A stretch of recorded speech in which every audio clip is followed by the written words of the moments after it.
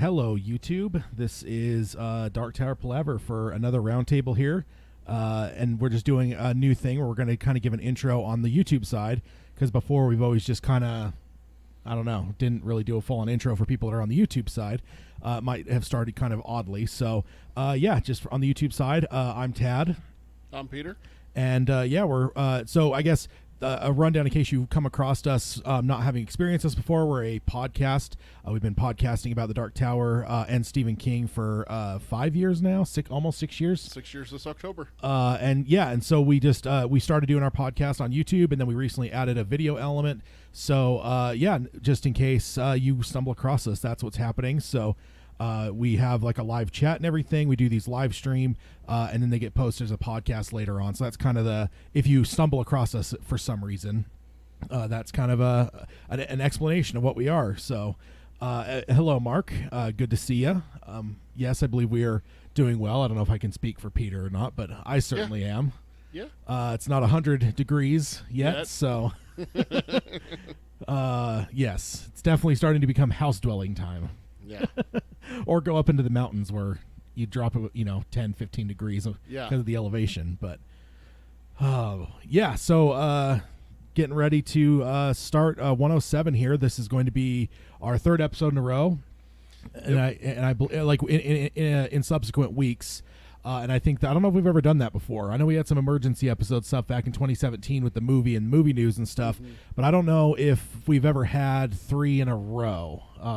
I think we were kind of thinking that without necessarily going in and doing the research, this is probably a first, and it definitely feels weird to be here so many times in a row. Yeah. But hello, Tony.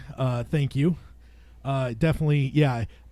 I don't know. I'm interested to see what people think overall with seeing the faces, because I think one of the reasons I was against it for so long is because I always hated it when I found out what podcasters or radio people, even back in the old days, listening to radio.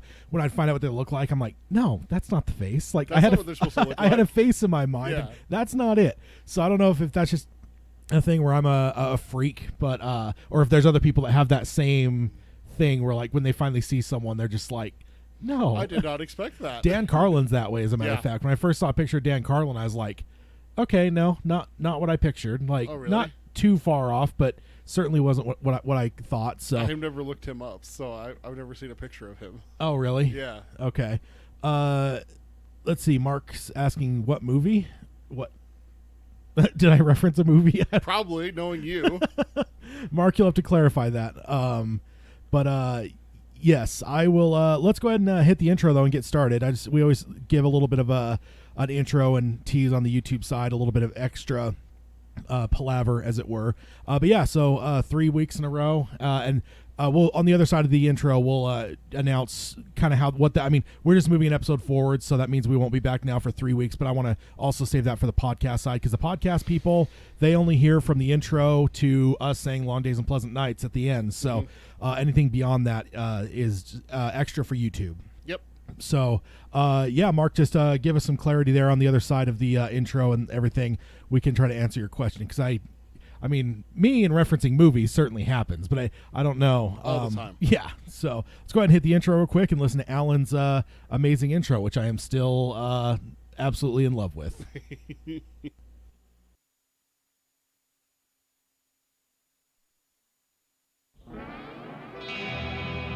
The Dark Tower by Stephen King. The man in black fled across the desert, and the gunslinger followed. Go then. There are other worlds than these. Death, but not for you, gunslinger. It's time we had our own palaver, I think, and it's going to take a while. And yet, dauntless, the slug horn to my lips I set, and blew. Child Roland to the Dark Tower came. We are content, one from many. Let the palaver begin.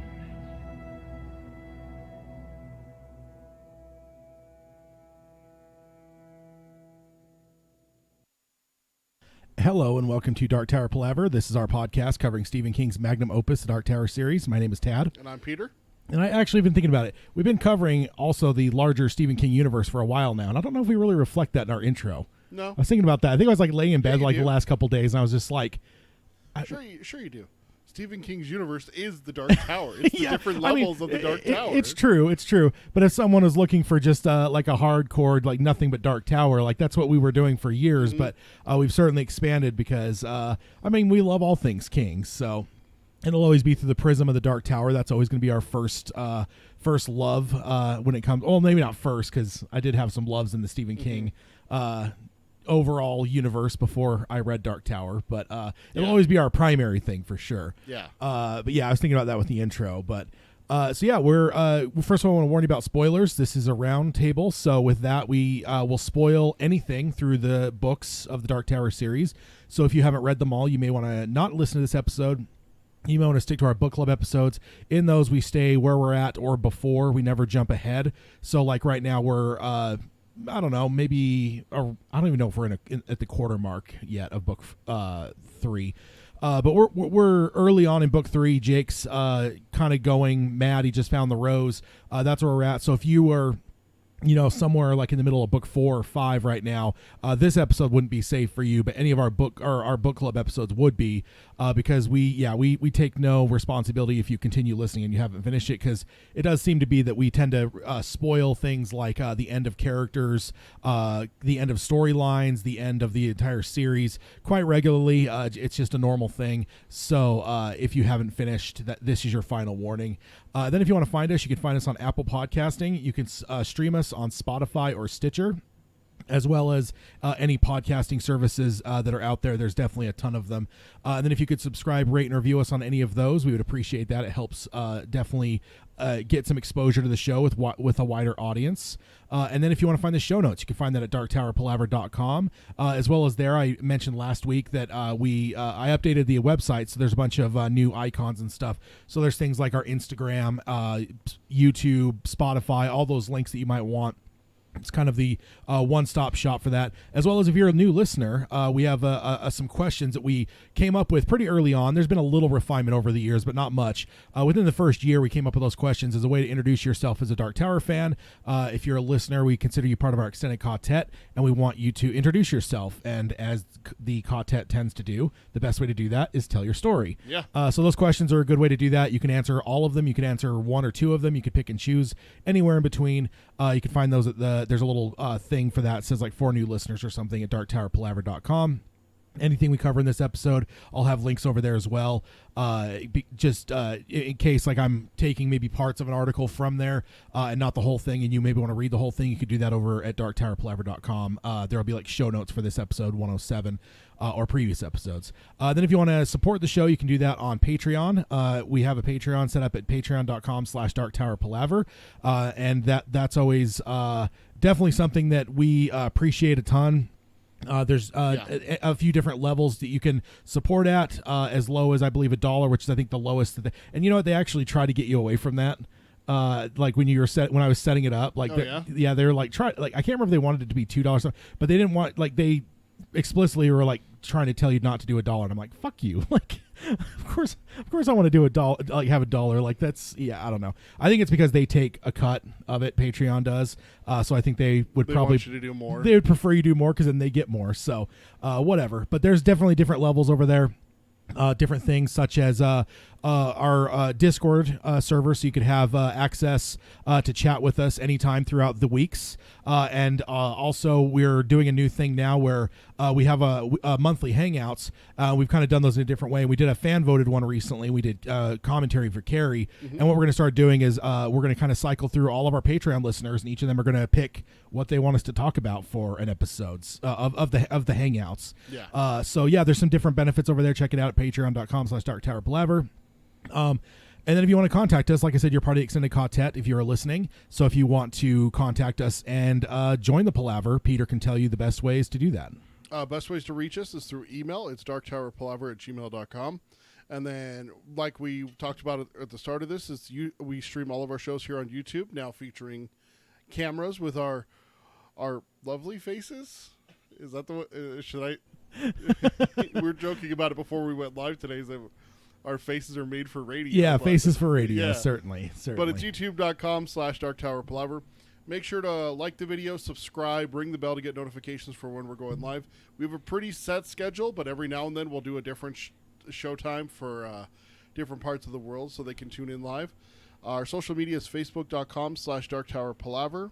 The Twitter is @darktowerpod. That's at darktowerpod. And then our Instagram is darktowerpalaver, all one word, no spaces. And then Ted forgot to mention it on our website. We have the shop now that links to TeePublic. Yeah. It's tpublic.com/user/darktowerpalaver, or just go to our website darktowerpalaver.com and click on the Shows like a box. box, like Yeah. a gift. Yeah, thing. yeah, like it's almost like I think an icon that kind of looks like a cardboard box or something. So kind of Okay. weird. I know most people use like baskets and stuff, but I couldn't find anything that matched what I was doing for our thing, and I would lose my mind if it was like a different color. Oh, Because I gotcha. couldn't find any baskets or even like the hand baskets or shopping carts. All of those, like I couldn't change the colors, not with my limited ability to do design stuff. So I couldn't live with myself if it was different. So I found something I could, and it was like a box. So Nice. what's in the box, as it were, would be your link to TeePublic. There's a movie reference right there from Tad. Yeah. Also, I'm gonna self plug here for both of us. Tad recently just got back into his solo podcast. It's called Palaver with Tad. It's available where all other podcasts are available. It's just audio only though, right? For that Yeah. one. Check it out. It's a great podcast. And also, I recently started streaming, playing video games on Twitch. It's twitch.tv/SteelJustGaming. So that's Steel, STEELE. So check me out there if you want. Follow it there. But that's just where to get more of us. You playing some good Superman game or something? Batman. Oh, well, second best, in the No, DC universe. the there, so. best. The best of any universe, including MCU. And yes, I stand by that.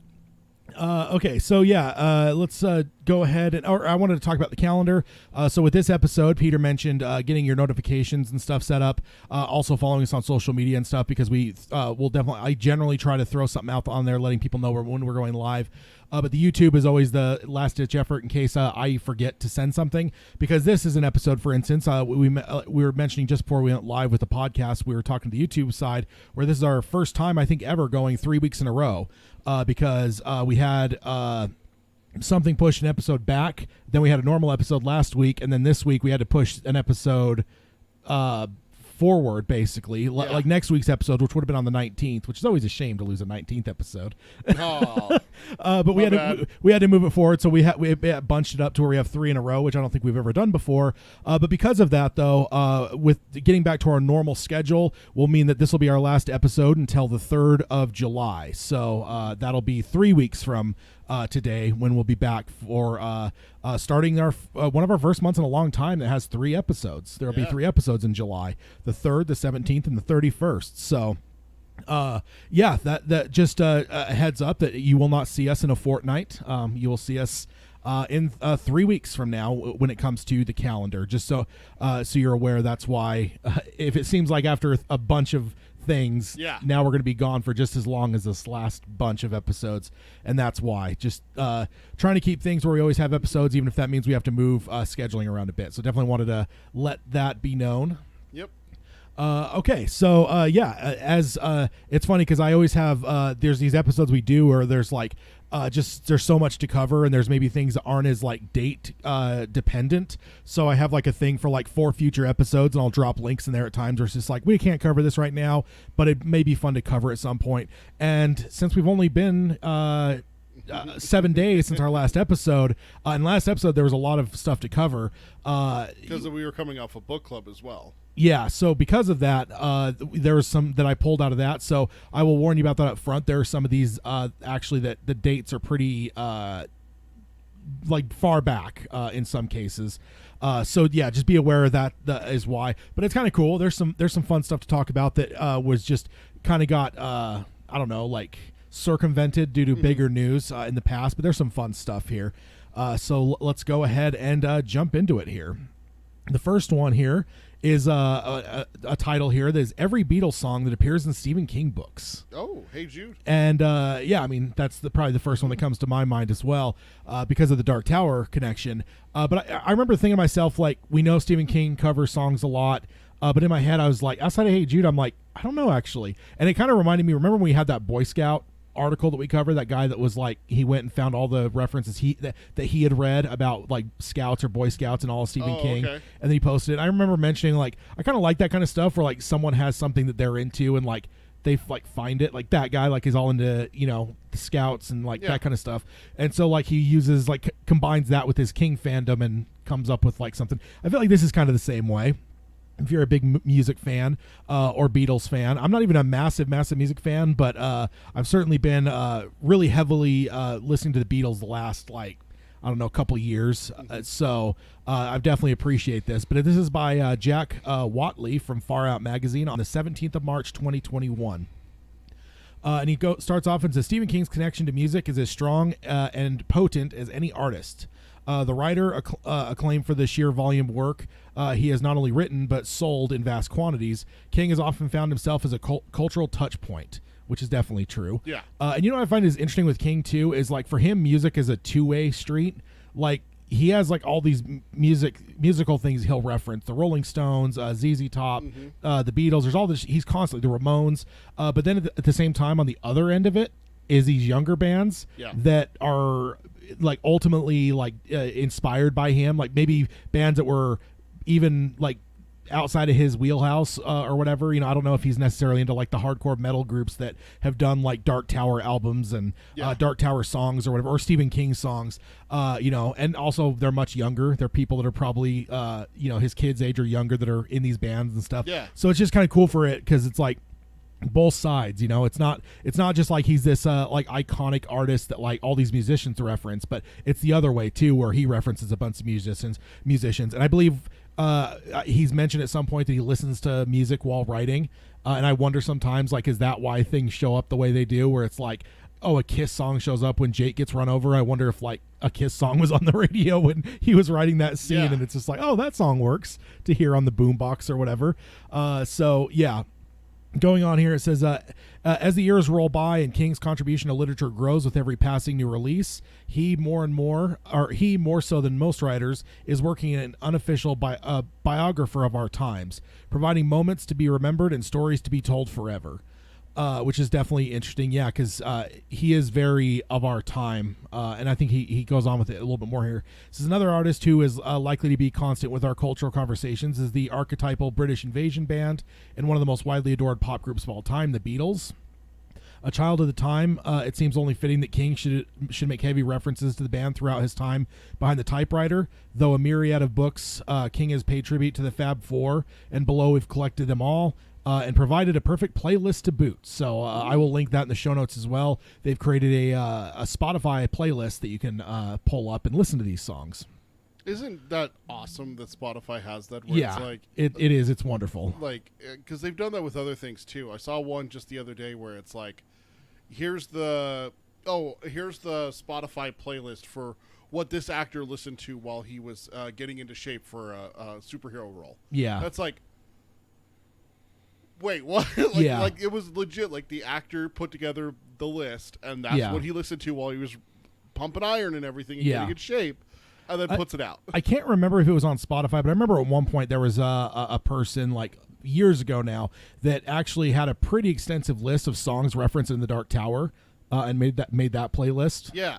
And I don't even remember that was on Spotify or if that was even longer ago that Spotify wasn't as big. But I think it was on Spotify. It's definitely cool though. Yeah, because that was one of the few times that I've gone to Spotify and checked something out, and I'm like, ooh, yeah. And then I listened to my first ad, and I went, nope. You what? I listened to my first ad, and I went, nope. Oh, I didn't have okay. premium. Oh, yeah. That's fair. Then it goes on and says, fame for his fame for his horror fiction, King has written some incredible books such as The Shining, Carrie, Pet Sematary, and many more. While literary snobs may turn up their nose at King, it's hard to ignore his widespread contribution to the art form. Mammoth sales may well encourage some people to proclaim the writer nothing but a populist fad. Still, large sales and huge popularity usually mean that the artist in question is has hit upon a winning formula, something that the Beatles themselves can attest to. And then it says, for much of their early years, the Fab Four operated like one would imagine a boy band would today, though Paul McCartney and John Lennon certainly crafted the vast majority of the music they released in those days. Both songwriters would likely admit to sticking to a tried and tested formula for success, and I don't know if I agree with that. I don't know. I don't know the Beatles that well to like argue or anything like that, but I thought that they were like revolutionary with their music that's styles, why it's right? like, yeah, I don't know, man. When you start listening to some of their records in like the last 3 or 4 years, Well, wait, didn't he say the first couple years? much of the early years, yeah, maybe, okay. So he's talking about if he's only talking about the early years, okay, Yeah. maybe I'll buy Okay, that. okay. And boy, did they get it. The group became one of the biggest bands in the world, the world had ever seen as Beatlemania swept the globe. One person caught up in that fur was a young Stephen King. It says, speaking to BBC shit. Radio 4's Desert Island Disc, King noted that he would have included one song from the Beatles in his collection of 8 must-have tracks. And that track was "She Loves You" from the Fab Four. Has always been one of the top tracks of the band. It struck a chord with the young King, and then this is a quote from Cy King. He says, "Of all the Beatles songs, it seems like it's that it's traveled the best over the years in my ear. It still sounds totally fresh when I hear it today, as it did when I first heard it when I was probably 16 years old. It just gets in. It has a thing to say, and it says it." So that's interesting. Certainly one of their earlier songs. But yeah, that's one that King picks is apparently people come up with their 8 must-have tracks of all music thing. That would be a hard list to come up with. Dang. I've always told people, like, when it comes to movies, because it's like, people are like, what's your favorite movie? I'm like, you can't ask me that. That's I'm not like, fair. I always tell people, it's like, if they're music fans especially, I'm like, it's like me asking, what's your favorite song of all time? Yeah. Like, that's unfair. Now, if I said, like, what's your favorite song from Queen or the Beatles, that's more fair. Or if I even said, like, what's your favorite album, that's a little bit more fair than saying what's your favorite song. I always tell people that's what it is to ask me my favorite movie. Like, that's why I always, that's too much. You have to cage in something else. Tell me, like, what's your favorite horror movie or Yeah. whatever. Like, okay, I can buy that. But all-time favorite movie, tomato, apples, oranges, they don't match up here.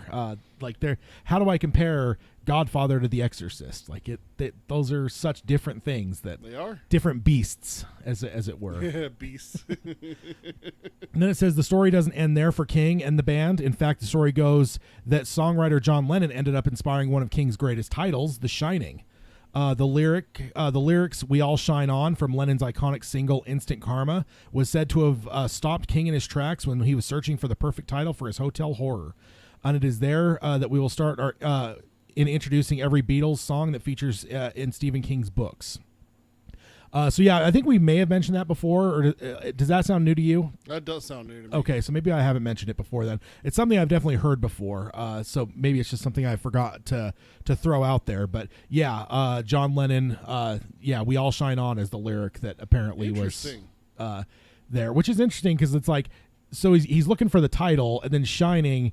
So then does he then go through and like Write The Shining into it? Yeah, right. Does he just have a filler word? Does he just leave it blank where it's like what I'm going to call this power and this ability? I don't know. Unless he was It doesn't unless he necessarily hadn't mean written, maybe he hadn't written it yet. I don't know. Needing a title doesn't necessarily mean that you have a finished novel. Yeah, he could be halfway through it and be like, God, I really don't have anything. And then you find out, you hear that song and you hear The Shining, and then you're like, oh shit. yeah, That's what I could call it, is The Shining, and that's the gift. That he gets the idea for the car scene. yeah, With him, with Danny and Dick, and here, go ahead and hit me, Danny. yeah. Never ask someone with special abilities to hit you. If you're in a Stephen King novel and there's a child that has some sort of ability, yeah, don't mess with it. No, it's a general thing. I mean, you see it as well in like superhero movies. Like, no, come on, go ahead, hit me. Let's see how strong you are. And then Superman knocks you across the continent. Yeah, indeed. And then it says within the list, which you can see in full below, we haven't included 2 discs that may have been regarded as being included in King's work. First of all, there is mention of A Hard Day's Night LP, the record that acted as a soundtrack to the motion picture, which features in the 2018 novel The Outsider. Also mentioned in that novel is Meet the Beatles, which suggests that King has been opening his musical taste to his audiences in later works. Also so basically saying that it references like them as physical things, like like somebody sees like A Hard Day's Night LP. So they're not counting that because you're not really, you're just seeing a record. You're not actually like hearing it or having like reference to the actual music. So they're not including that. Help me out here because I'm so illiterate when it comes to music. What does LP mean? Like record, Like a vinyl? Yeah. Okay. Yeah. I honestly never knew that. Oh, like, okay. I don't think I've listened to a vinyl in my entire life. Oh yeah. Like ever. They are a joy. They might have been playing. Someone might have had it on, but I've never been like, here's a vinyl. I should put this on and play it. Yeah. Then it goes on and says, we also not included in our list below are songs used or mentioned in the film adaptations of books that King wrote. Okay. So we're not talking about, the something shows up in the adaptation. It's what is mentioned in the books itself, in the books themselves. It says, even with those restrictions, the playlist below is truly brilliant, featuring Ticket to Ride, which appears in The Shining, written back in 1977. Though the band isn't named, the otherworldly big band at the Overlook Hotel performs Lennon and McCarthy's Ticket to Ride for their ghostly audience. Another noted song from the time is Back in the USSR, which is a serial killer hums in the Dead Zone, which was released in 1979. So that, again, just one of those fun little creepy things there. One of the Fab Four numbers, which makes a few appearances, is With a Little Help from My Friends in Dance Macabre. So macabre is how I would say the word, but when it's the book here, I always think like dance macabre. Like I think that there's an alternate pronunciation for it. That's there? But I would always say macabre if that word comes to me. But whenever it's that title, I always want to say Dance Macabre. Like it just sounds more right to me. Sounds better. Oh, okay. So from 1981 and 2011's 11/22/63, so that song was in both of those, with the former making a direct reference to John Lennon's lyric, what do you see when you turn on the lights, / I can't tell you, but I know it's mine. Another Beatles classic, Hey Jude, is also in multiple times in King, in The Dark Tower, The Gunslinger from 1982, to the follow-up to The Shining, 2013's Dr. Sleep, and once again in Sleeping Beauties as a ringtone. It confirms King's admiration for the band. So yeah, like it almost feels like he's also trying to like uncover the fact that like, yes, King's a Beatles fan. It's like, I don't think you have to do that. Like I'm pretty sure he's there. I'm pretty sure that's established. Yeah. And then it says Stephen King and the Beatles will be remembered long after they're all gone. Such is their mammoth and vital contributions to their fields. The real joy is noting when these two cultural Goliaths cross paths. Below you can see the list of every Beatles song mentioned in the Stephen King book, as well as the Killer playlist too. So I'll link the playlist as well as this article in the show notes. We'll go through the list here. It's actually not as long as I thought it would be. I was actually thinking like, oh, this is going to be like a list of 30, 40 songs, but it's I believe it's 14. Okay. 14 tracks. So Ticket to Ride is in The Shining. Back in the USSR is The Dead Zone. Those are already referenced. With a Little Help from My Friends in Dance Macabre and 11/22/63. Hey Jude in The Dark Tower, The Gunslinger, Dr. Sleep and Sleeping Beauties. Drive My Car in Christine. Seems like a fitting one there. Here Comes the Sun in Dreamcatcher. Maxwell's Silver Hammer in Duma Key. I Am the Walrus in Dreamcatcher, so it's a couple of them in Dreamcatcher there. I Want to Hold Your Hand in 11/22/63. Lady Madonna in Dr. Sleep. Let It Be in Dr. Sleep, so Dr. Sleep is heavy, as well as it also had the one. 3 now for Dr. Sleep, right? Yeah. Not a Second Time in Dr. Sleep. So 4. again, Bad Boys and Bazaar of Bad Dreams. Or Bad Boy, and then Eleanor Rigby in End of Watch. So I will say, as a Beatles fan, that's a strong list too. Yeah. I have a hard time picking because there's just such a multitude in their catalog. But yeah, if I were to like, hey, you had to create like I think I've thrown those challenges out to people before with their favorite art, like musical artists, is like, I'm letting you do a CD, so you could have 21 songs. How do you fill your best of album for that band or whatever? And I've done that for people over the years with just whoever, and if I had to do something similar, maybe this would be a single track where I only have 14 tracks. Like some of these would probably be on here for me. I don't think that I could name 21 songs by a single artist / band. Yeah, I think it depends on it depends on what kind of fan you are and what kind of band it is, right? Because if it's a younger band or if it's a band that wasn't as prolific, like it's not a band that has 20, 30 albums. Like if it's a band that's only got like 3 albums and whatever, like you're not. And if you're not as big, if it's also your level of fandom, like sure you might be just a passing fan of like the Beatles, but not enough to like name, whatever. Oh yeah, that's me. It's like I like music. I'll listen to music in the car and everything. But getting into like the fandom, my wife has a band. You know this. She's a huge fan of Good Charlotte. She always has been. They came out when she was, in junior high, so it was like coming out when she was at that perfect age to get into it and everything. I know you have always been with Kiss. You actually introduced me to Kiss. Yeah, I like Kiss, and Iron Maiden's a really big one for me too. Beatles recently, the last few years, definitely. I remember when that happened. Like, we were driving to go get lunch a couple times, and I'm like, Beatles again, huh? You're like, dude, I just can't stop listening to them. But I've never been one that's like latched on. I've liked a couple bands over the years, but I've never like latched onto a band and been like, I have to know everything. I have to listen to every single track. I have to get all their albums. Yeah. I've never been like that. More so, I'm more that way when it comes to movies. Yeah. I've always liked movies. I've always enjoyed movies, even before you introduced me to not only like horror movies, but just basically the R-rated section of movies as well. So, which is definitely my wheelhouse. Yeah. For sure. You have your movie list, right? Like Ted had this thing where he would get a new movie and he would fill out a Google form and he would add it to a Google sheet. Yeah. And he shared the sheet with me, the Google sheet, so I could see what movies he had gotten and everything like that. This is before digital streaming. This is before Vudu and Movies Anywhere or anything like that. So if I wanted to borrow something, I would text him and be like, "Hey, consult the list." Hey, I would go because there was times where I'd be like, "Hey, do you have this movie? I want to watch it." And he'd be like, "Let me check." And he'd literally have to do this, looking at the movies behind him, and no, I don't. Yes, I do. So finally, he just put it all together digitally, and every time he added a movie, he would just fill out the Google form. Yeah. And you actually did it to where you could see like the statistics. Here's how many R-rated pictures he has. No, I don't have ratings on there, but I do have. I have like year and genre and that kind of thing. So why don't you have ratings? It's just not anything I've ever done before. Like I never really considered it. Make but it so. I want to see how bad the R ratings wins over PG-13. Yeah, I'm sure it would be the winner, but I don't know. It would absolutely be the winner. Yeah. Indeed. So that's that article. I thought it was fun. It's one that, like I said, is from March. There's a couple of them here, actually, because I got another one from March here.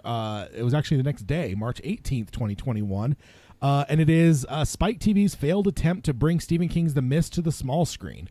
And this is by Felix Vasquez Jr. from Bloody Disgusting on March 18th, 2021. Wait, didn't they bring it to the small screen? Yeah, but it failed. It was one season and canceled. So I'll just read this because this actually kind of shows, I guess, what this guy's thrust to these, this is like a series of articles, and it says horror and science fiction have always been part of the television canvas, and constant attempts have been made over the years to produce classic entertainment.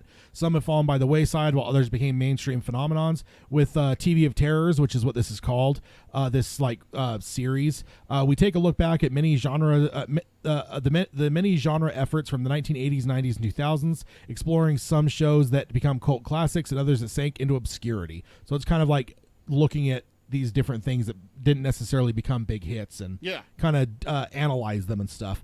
And actually, you know what? This completely So the first thing he starts off with here says this month we revisit the short-lived small screen adaptation of Stephen King's The Mist, which aired in 2017 and it aired on Spike TV.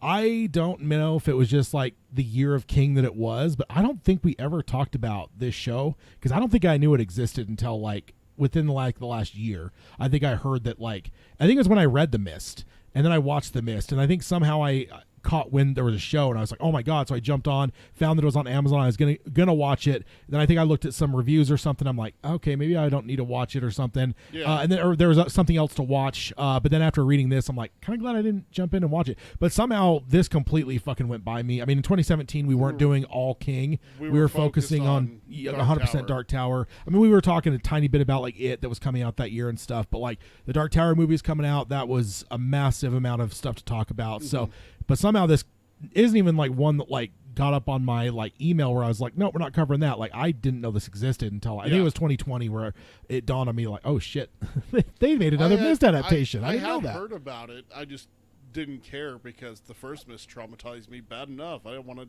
add more to it. Yeah.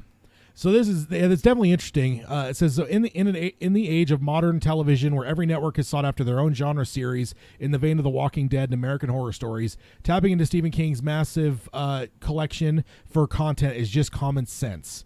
King has no shortage of short stories, novellas, and massive epics to keep his own streaming service afloat, which is true. That would be a wonderful thing, by the way, a Stephen King streaming service. Oh, good Lord. It says, sadly, while tapping his writing for content is a good idea in theory, it doesn't always translate into surefire hits, which apparently this was the case. Mark is in the chat here saying, I gave up after 3 or 4 episodes. Didn't like it, but I heard it got better. And I don't know. I guess we'll see. This guy here, Felix, is not too kind to it.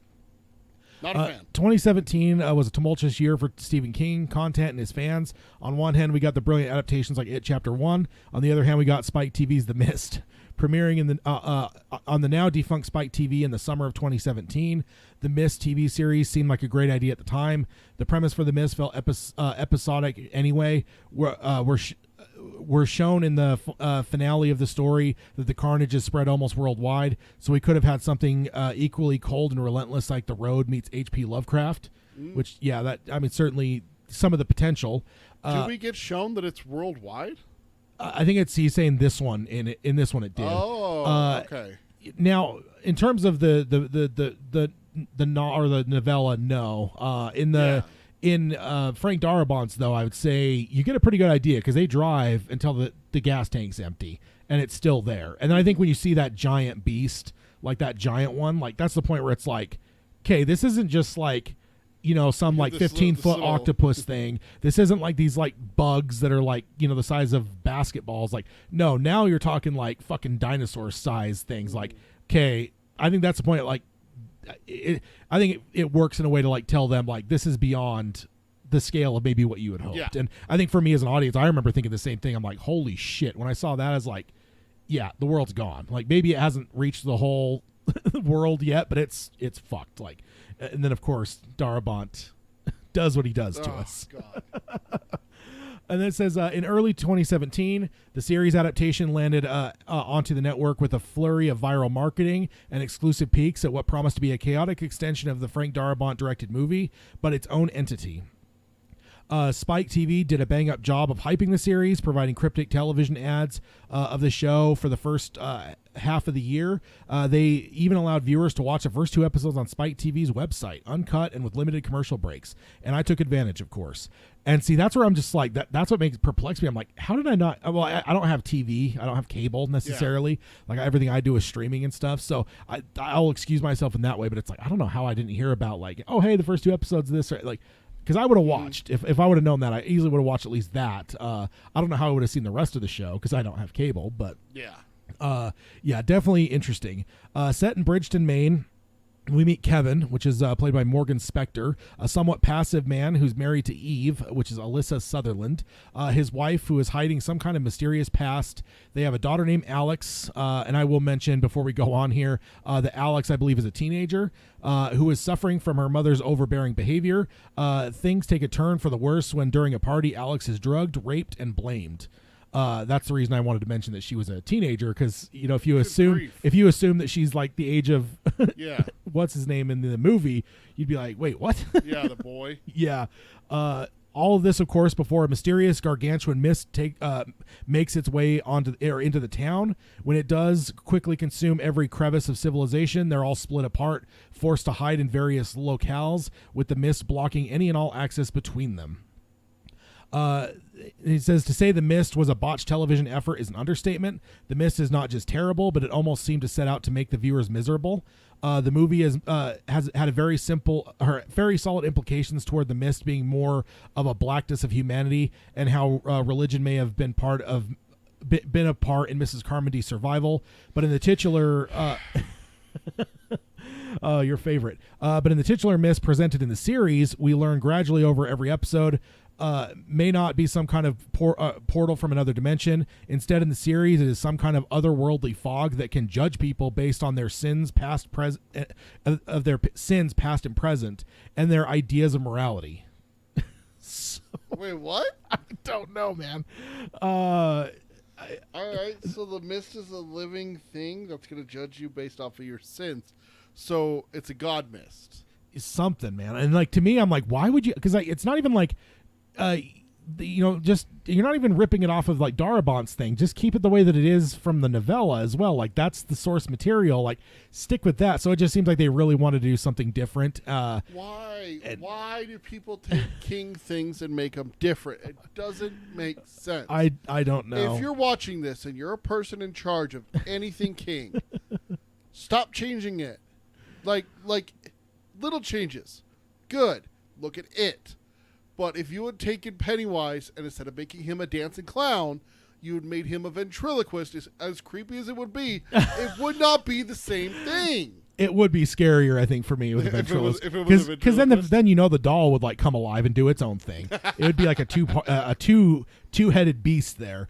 The other thing I was thinking you were going to say instead of ventriloquist was mime. Make him a mime. Oh.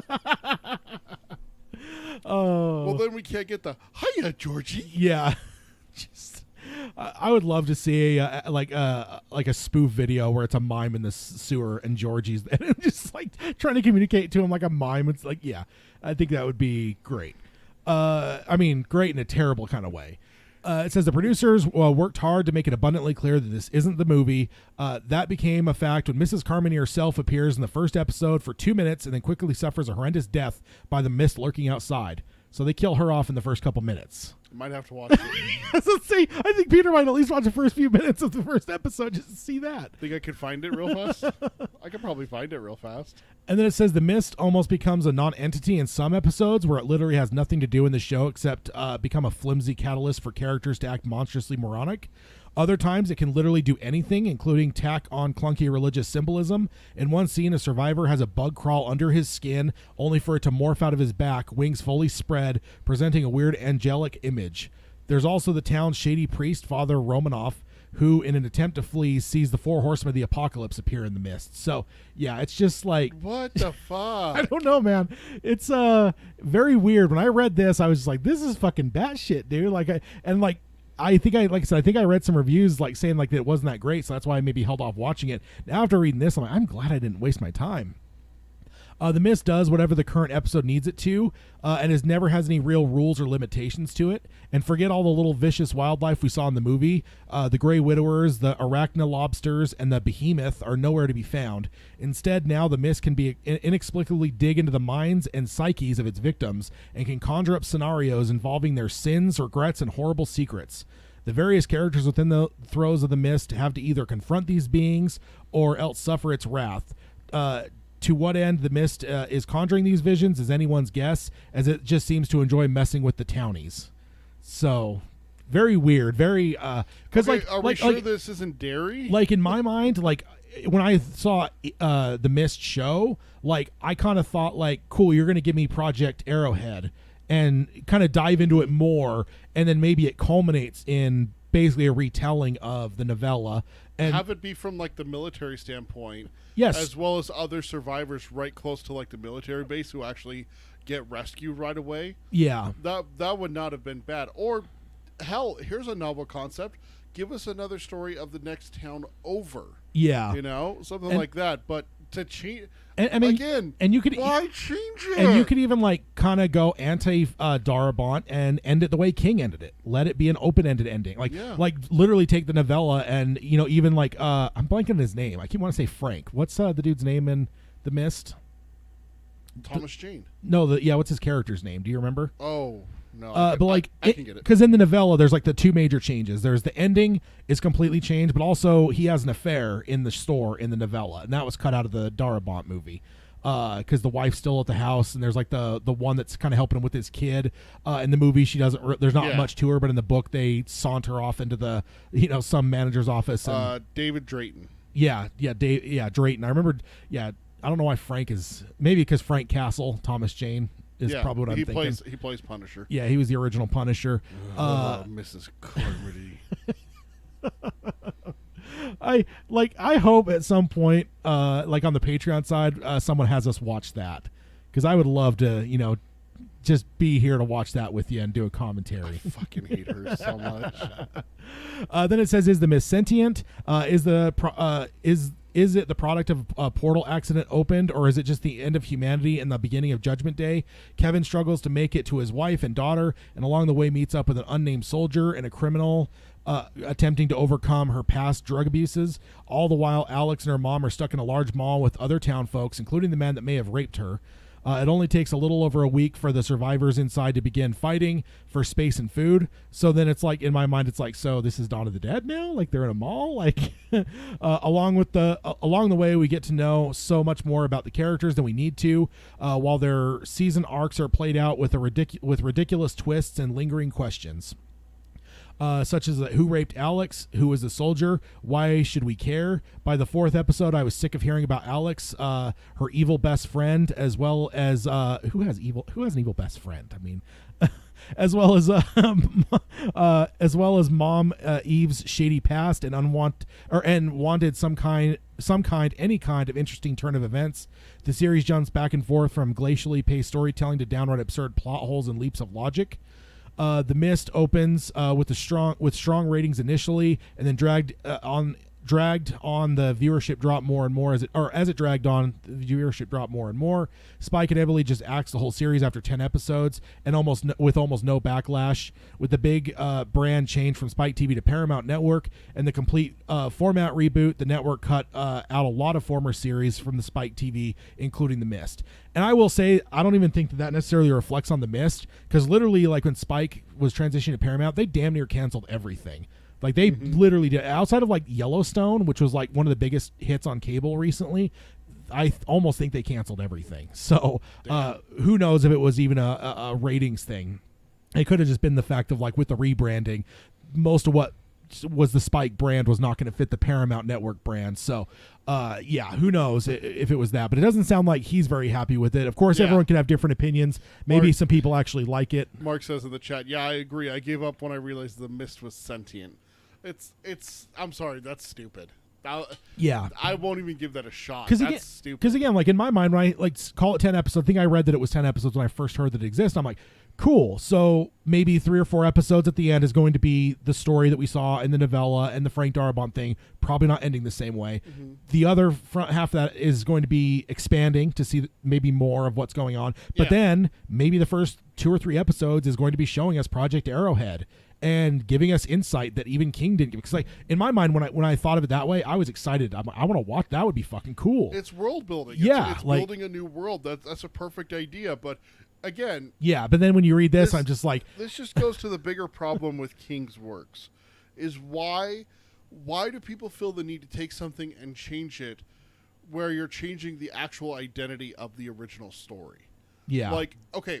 I'm gonna defend one of my least favorite King works here.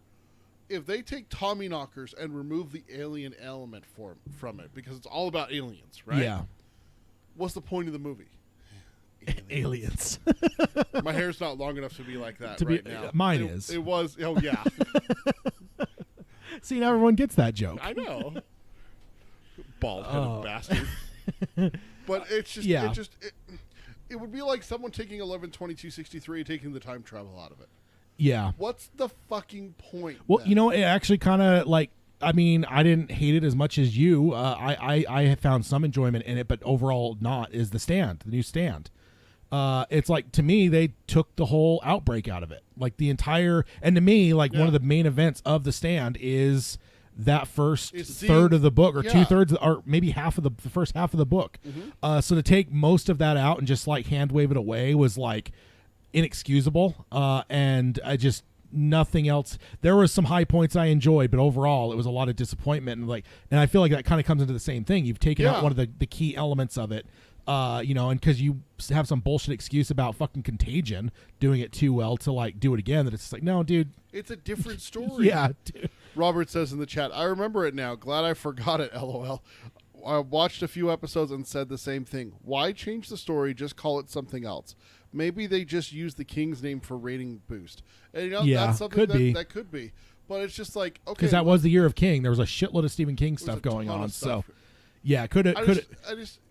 If you look at the most successful and the most loved recent King Golden Era stuff that has come out in film and TV, they're the ones that stick not on top of direct transition from page to film. Yeah. But you stay true to the original source material. Yeah. What Hollywood needs, what every studio needs, is they need a Tad or a Peter or a Mark or a Tony or Robert or Zach that's a King fan of that particular work to be there. And when they have these meetings going, we should make the Miss sentient.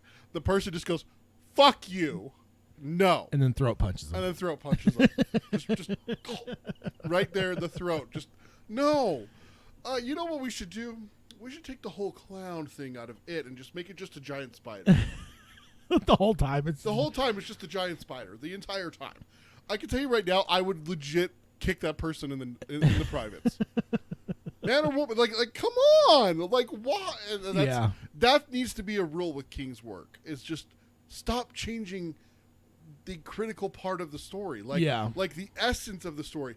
Change a character from a man to a woman, fine. Yeah. Change Ralph to a female, make her Native American in the Stand, fine. That doesn't change the Stand. Yeah. But removing like the core, like changing the Mist to sentient. Oh my! I'm like pissed about this, and I didn't watch a single fucking second of the show. Now, on a level of like kind of perturbed to Mrs. Carmody, how mad does this make you? Oh, this is like nothing. Okay. Compared to Mrs. Carmody.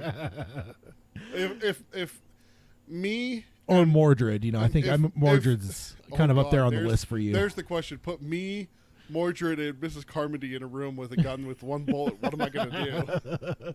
I mean, it may not be your choice if Mordred's there. Then it goes on. I don't have a Billy Bumbler to sacrifice himself for me. And then it says, at least we'll always have Frank Darabont's vicious monster movie classic. And he says, is it? Then the last thing here is he says, is it on DVD, Blu-ray, or streaming? It says, although Spike TV is long gone, it says in parentheses, including the show's website. You can still stream it, full uncut episodes online through various streaming services like Amazon Prime, iTunes, Netflix, and Google Play. So it is out there if you want to.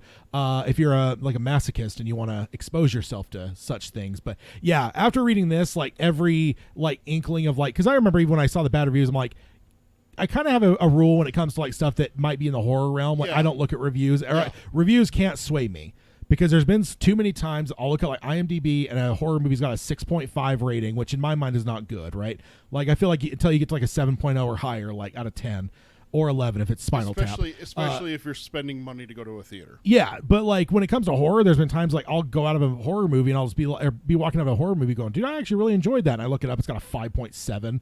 Yep. And I'm just like, what? So I still didn't have it in my mind to completely disregard this. Mm-hmm. But after reading this, I don't think I'm ever going to watch this because again everything that I hope for in my mind when I heard Mist TV series, even if it was only 10 episodes, I was just like, dude, fucking A. They are going to expand on the Arrowhead project. They're going to show me maybe more of the town, and then it's going to kind of culminate in the grocery store and maybe even an escape at the grocery store, because if they go with the novella ending, you're out traveling and kind of hoping, and it just kind of ends on a bleak note or whatever. Mark says in the chat, they could have just said, David Drayton and crew are over there, the people from the novella and the movie. Yeah. But this is what happened to the other people in town. That's exactly what I was saying earlier, Mark. Exactly. Yeah. Bring in the woman that left on her own and get her kids even. Could be your main character. Hell yeah. Your main character is the one that gets her to her kids and then gets with the army. Yeah. There's your story. 10 episodes. Fucking A. That's a great series. And then it could arc to where the whole Arrowhead project has an infantry side that is trained for this. So then when you get to that portion, I mean, that gets into the Darabont ending. But if you get to a point where they're fighting and whatever, now these characters you introduced early in the first episode is now showing up at the end where they're trying to clean this up and fight against it, or even you could even do the thing that I absolutely love this. It's the Thor arrives in Wakanda moment. It's the we're fucked. Boom, here's the rescue. Yeah. Those guys like you said from the first 2 episodes that show the Arrowhead project. Yeah. You get a really Billy Badass there that has the wicked scar and he's a commando and he doesn't say 2 words the entire first 2 episodes. He just stands there looking menacingly, but saves the scientist when it first happens, and then you don't see him for 3 episodes. Yeah. But he shows up with his commandos and saves their ass and everything. great TV. Yeah. That would have been great for me. But to make the Mist sentient, Yeah. that's got to be one of the stupidest decisions in King's pantheon of adaptations. Adaptations, yeah. Adaptations. And I'm not blaming King for it, obviously. No, I'm yeah, just it's saying certainly not. something adapted off of a King work. That has to be one of the stupidest decisions. Yeah. I'm hard pressed. Anyone in the chat thinks of another one that's stupider than making the Mist sentient. Let me know, because right now I can't think of one. Yeah, I'm like trying to think off the top of my head, and I don't know, man. That's pretty like that's. I mean, that's like borderline. Getting into that realm is wasting Nick in the sand. Yeah. Like I don't God. know. I don't know how you could waste Nick like they did. Oh yeah, I remember. Yeah, the one thing I remember is like when he died, I was just like, I don't care. Like, Right. yeah, they have done nothing to make me care for this character. So it wasn't even I didn't even like wince. I was just like, oh, all right.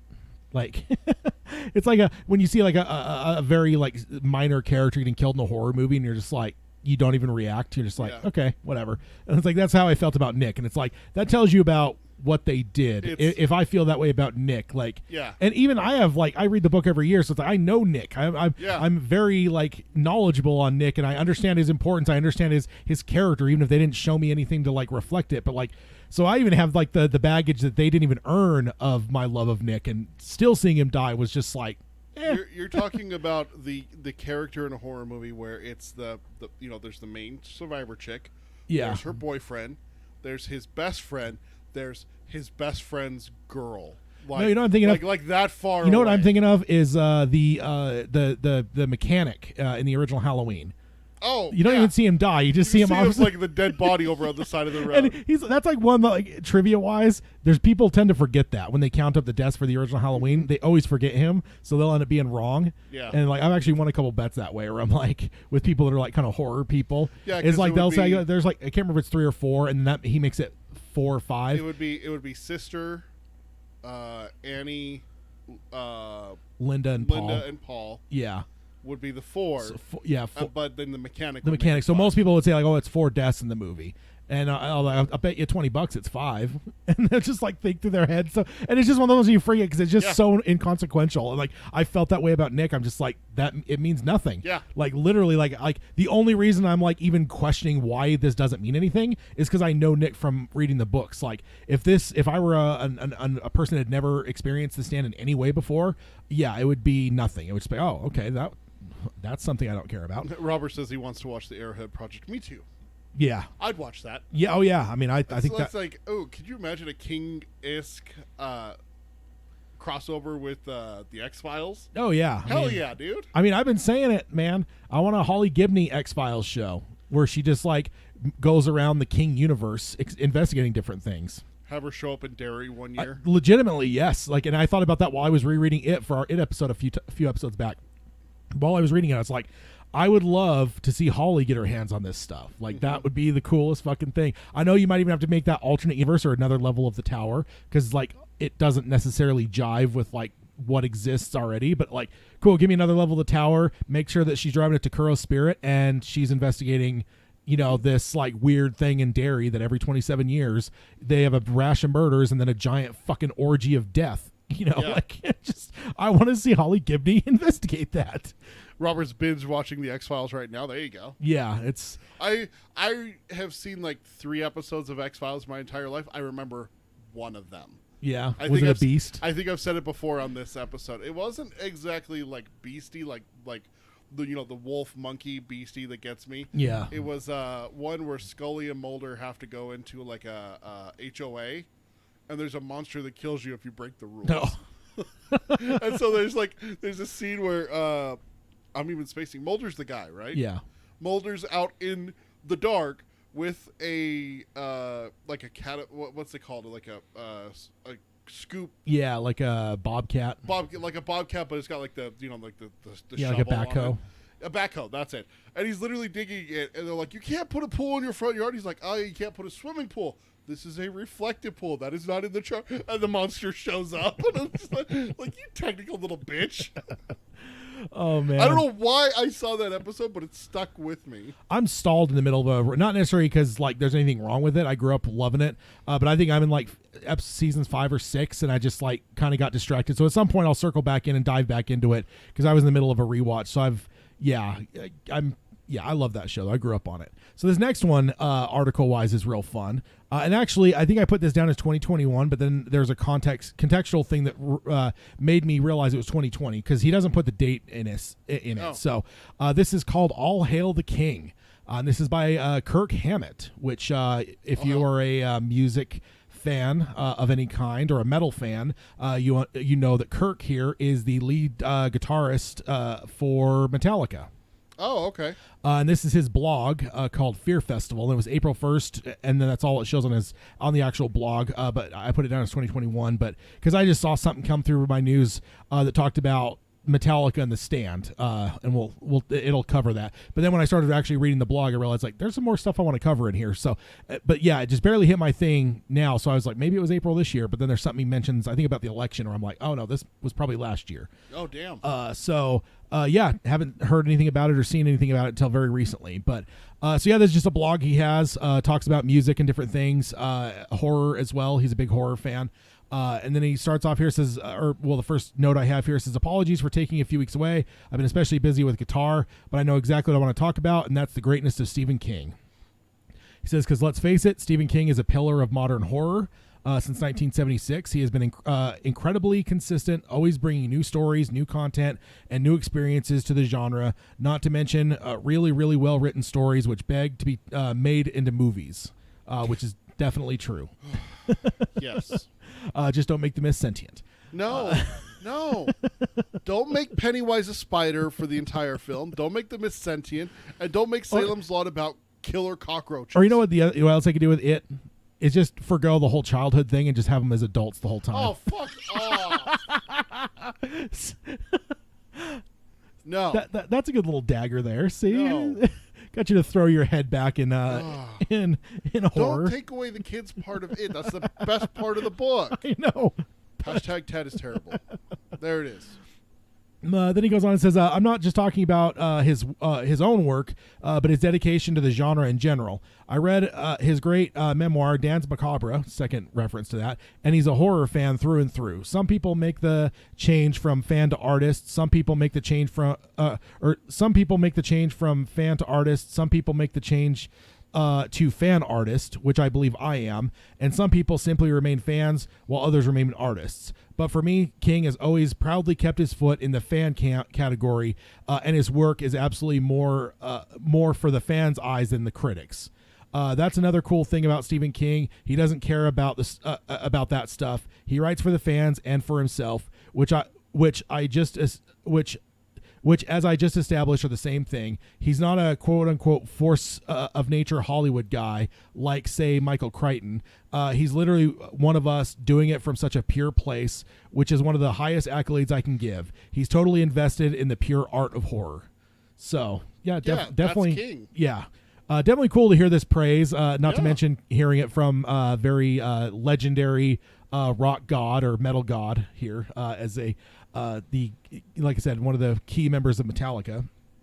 He says, my earliest memory of reading Stephen King's story was Carrie, and of course there was the movie, which I think was the first ever adaptation of a King story, which that is correct. Then when Salem's Lot came out on TV as a miniseries, I thought it was brilliant.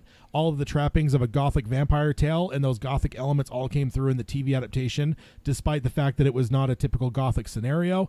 And then after that, I read The Skeleton Crew and The Shining. So he's basically reading things as they were coming out. Like that's damn near crazy. The list in order there. The Shining is probably the most famous screen adaptation of King's novel, and I've always said that the book and the movie are two different entities altogether. I don't remember ever looking over my shoulder as much as I did when I was reading that story. You got to keep your eye over your shoulder or the hedges are going to come after you. There's no hedge animals, though. What? Here. There's no hedge animals, though. Not that you know of. Yeah. It's one of the best written horror stories I've ever experienced, and the ending of the story is apocalyptic, yet most decidedly not the same as the ending in the movie. With all due respect to Kubrick's masterpiece, I'd really like to see someone do a faithful film version of King's story. And I just threw my hands up. I'm like, exactly. That's what I've been saying for Why a not? couple of years now. We've had Romeo and Juliet done 15 times. Why can't we have The Shining done 3 times? Yeah, I want Flanagan doing a Shining adaptation. Yeah. That's my probably pretty high up on my list would be Mr. Flanagan doing it there.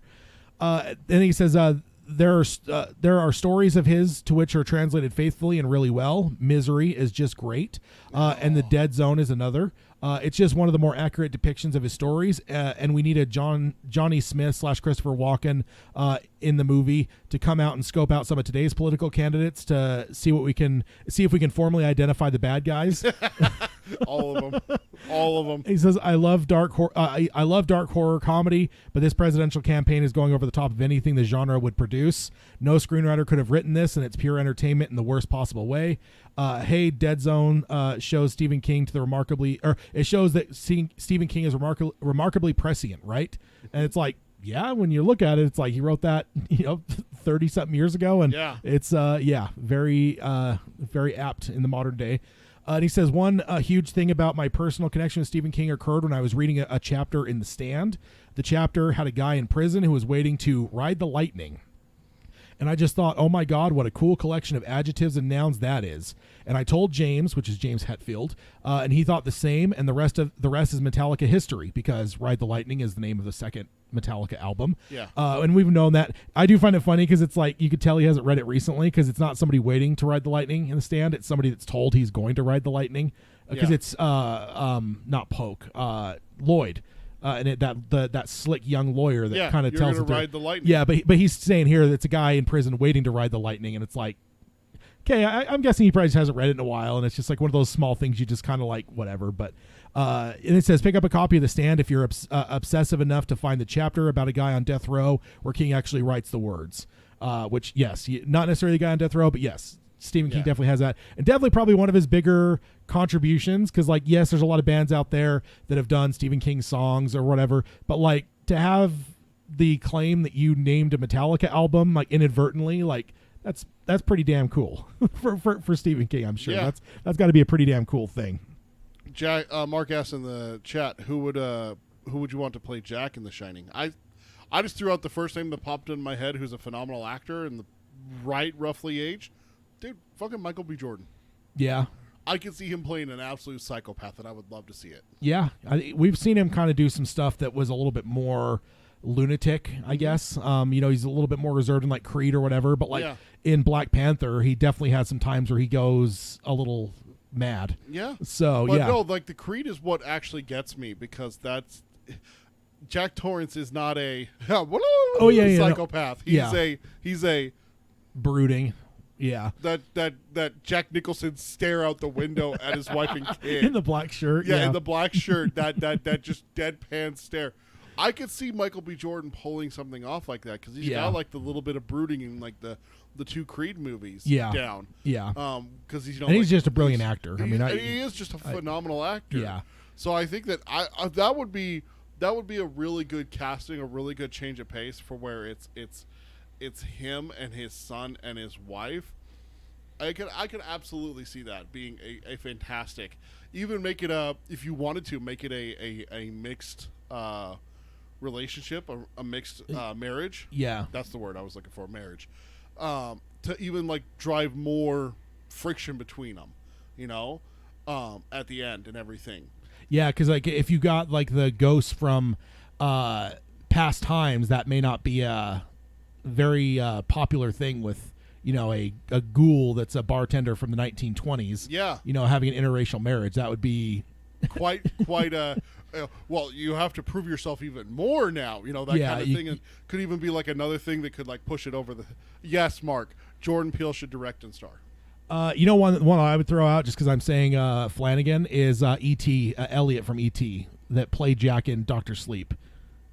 He uses him in all the stuff. Oh, okay. He was the dad in Haunting of Hill House. Yeah. He's like I don't know what you'd call it. He's the father figure. But yeah, I'm trying to think of like when a director always uses the actor over and over.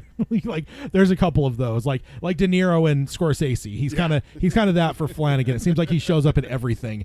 So I would just pick him, and then it would also keep it jived with Dr. Sleep as well. It because would. It absolutely would. That would not be a bad one. He's a good actor too. he is like Yeah. he killed it in Haunting a Hill House. What's his name? I don't remember.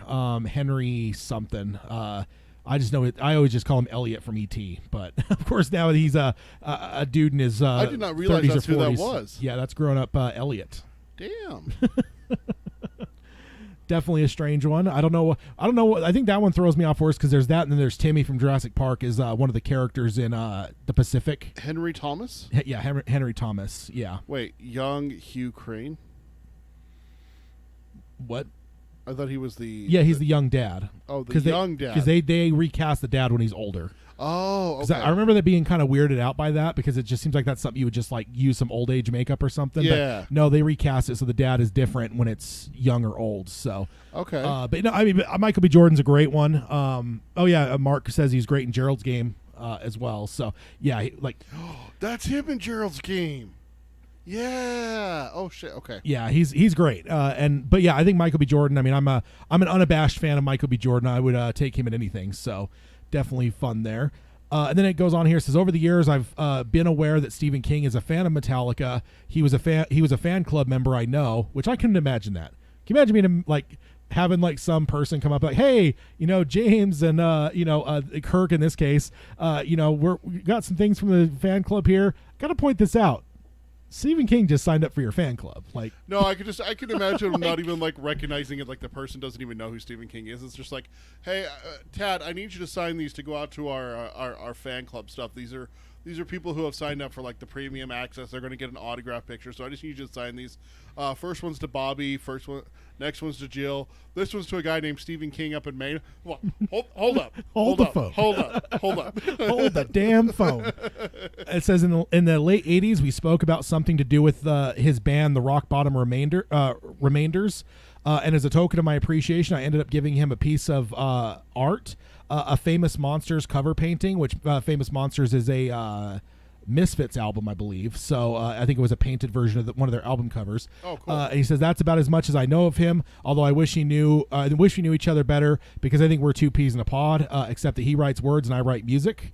And he says, and the reason why I think Stephen King is so important is that he is the author for these times. He's not like Lovecraft or Poe, who reflected their eras and what was going on. He's not even like Peter Straub and these other writers. King writes about what's going on currently, and he writes about it, what we're all experiencing. He constantly cross-references pop culture, our culture, and American culture as a whole, and injects a large amount of fantasy sci-fi into that, which is something that we all can relate to.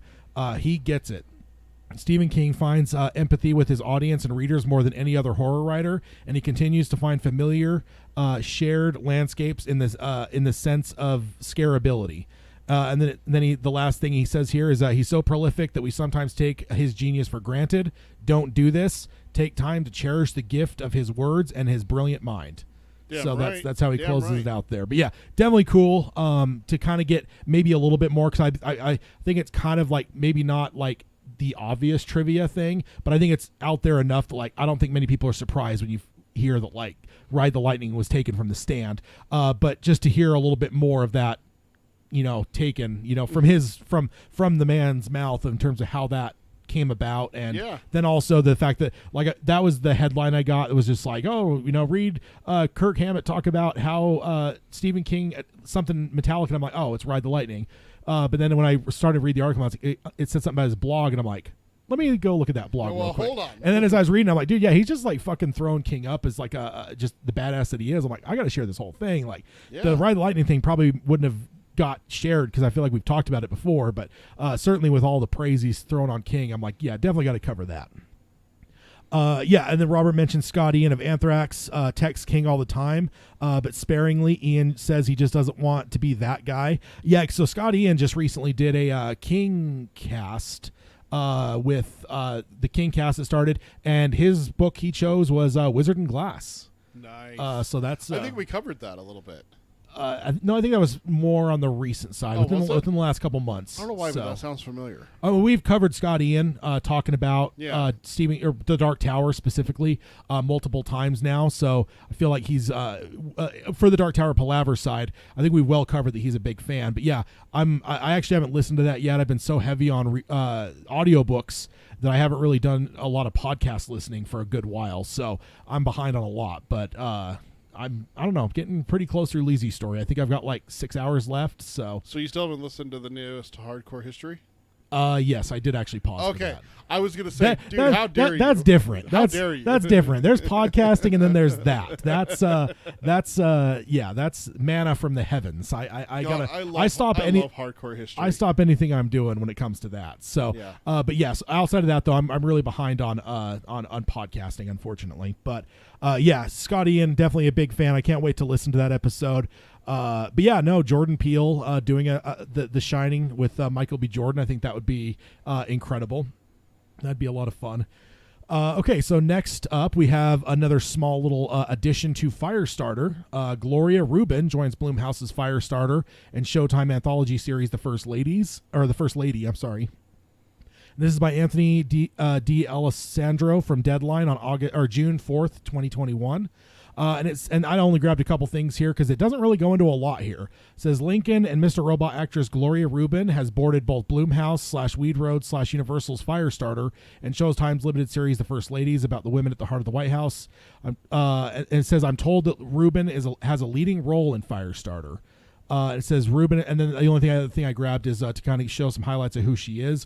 Rubin starred as Krista Gordon, the therapist, in Rami Malek's Elliot Anderson's USA's Mr. Robot. She played Jeannie Boulay over 103 episodes of ER, as well as a part which earned her 2 Primetime Emmys. Emmy supporting actresses in drama series nominations.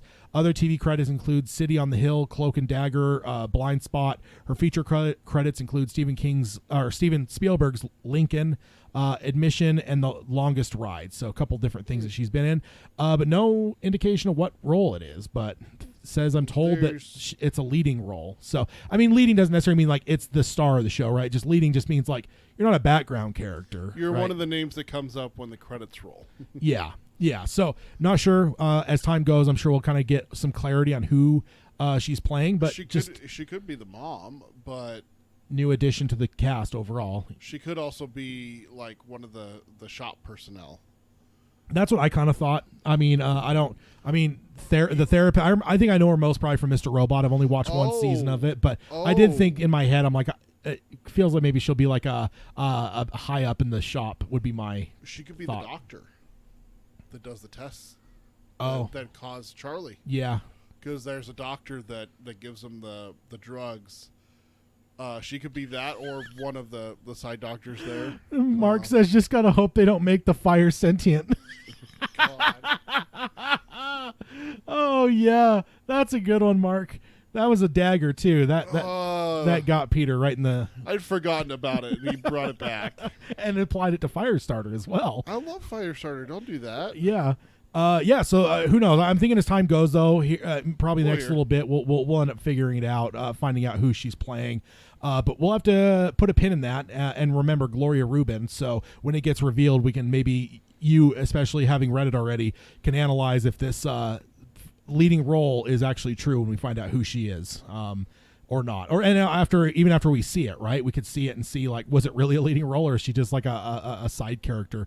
Like I remember, like with the Dark Tower movie, I'm blanking on her name now, but the one Catherine Winnick from Vikings. Like I feel like they kind of gave her a lot, like it was going to be a big role, and like I don't know if she was much in the Dark Tower movie.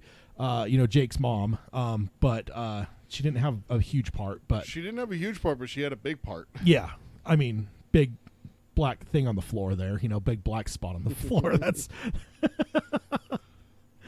another hashtag Tad is terrible. That's 2 for this episode. And Robert saying burn. I don't know if he's talking about Firestarter or Jake's mom. Oh, too soon? Yeah. Okay, so the next one here, last time we had a list where we covered, best Stephen King endings. something like that. Something Yeah. that was a positive spin on it. So another one that kind of feels different than we would normally see a list of that I wanted to cover. 10 surprisingly wholesome Stephen King moments. From this is by Zach Gass from Screen Rants on June 4th, 2021. So what, just in your mind, what kind of comes to mind? Not that I'm like, I don't feel this is the same as like the endings. The ending's a lot easier to pin of like what is a good ending. But like if somebody would ask you like, hey, give me some, like just name me a couple wholesome moments from Stephen King, like what comes to mind? Because you and I have both been huge advocates over the years of the fact that King's not just horror, as much as Kirk from Metallica there just pretty much put him up as a horror god, which he of course is, but certainly there's a lot of him that's not horror. So I think that like if somebody were to ask you, okay, he's not horror, well then give me a couple wholesome things that he's done. Like what would you John Coffey healing the prison warden's wife. Okay. That is just wholesome. Just Yeah. like the distrust at first when he first gets there, you know, don't let him near my wife, and then gone. Yeah. You know? Yeah. John Coffey is wholesome overall. Yeah. Know? Very, very innocent. So there's a stuff. couple in Green Mile that instantly come to mind. There's a couple in It that are really, really wholesome. Yeah.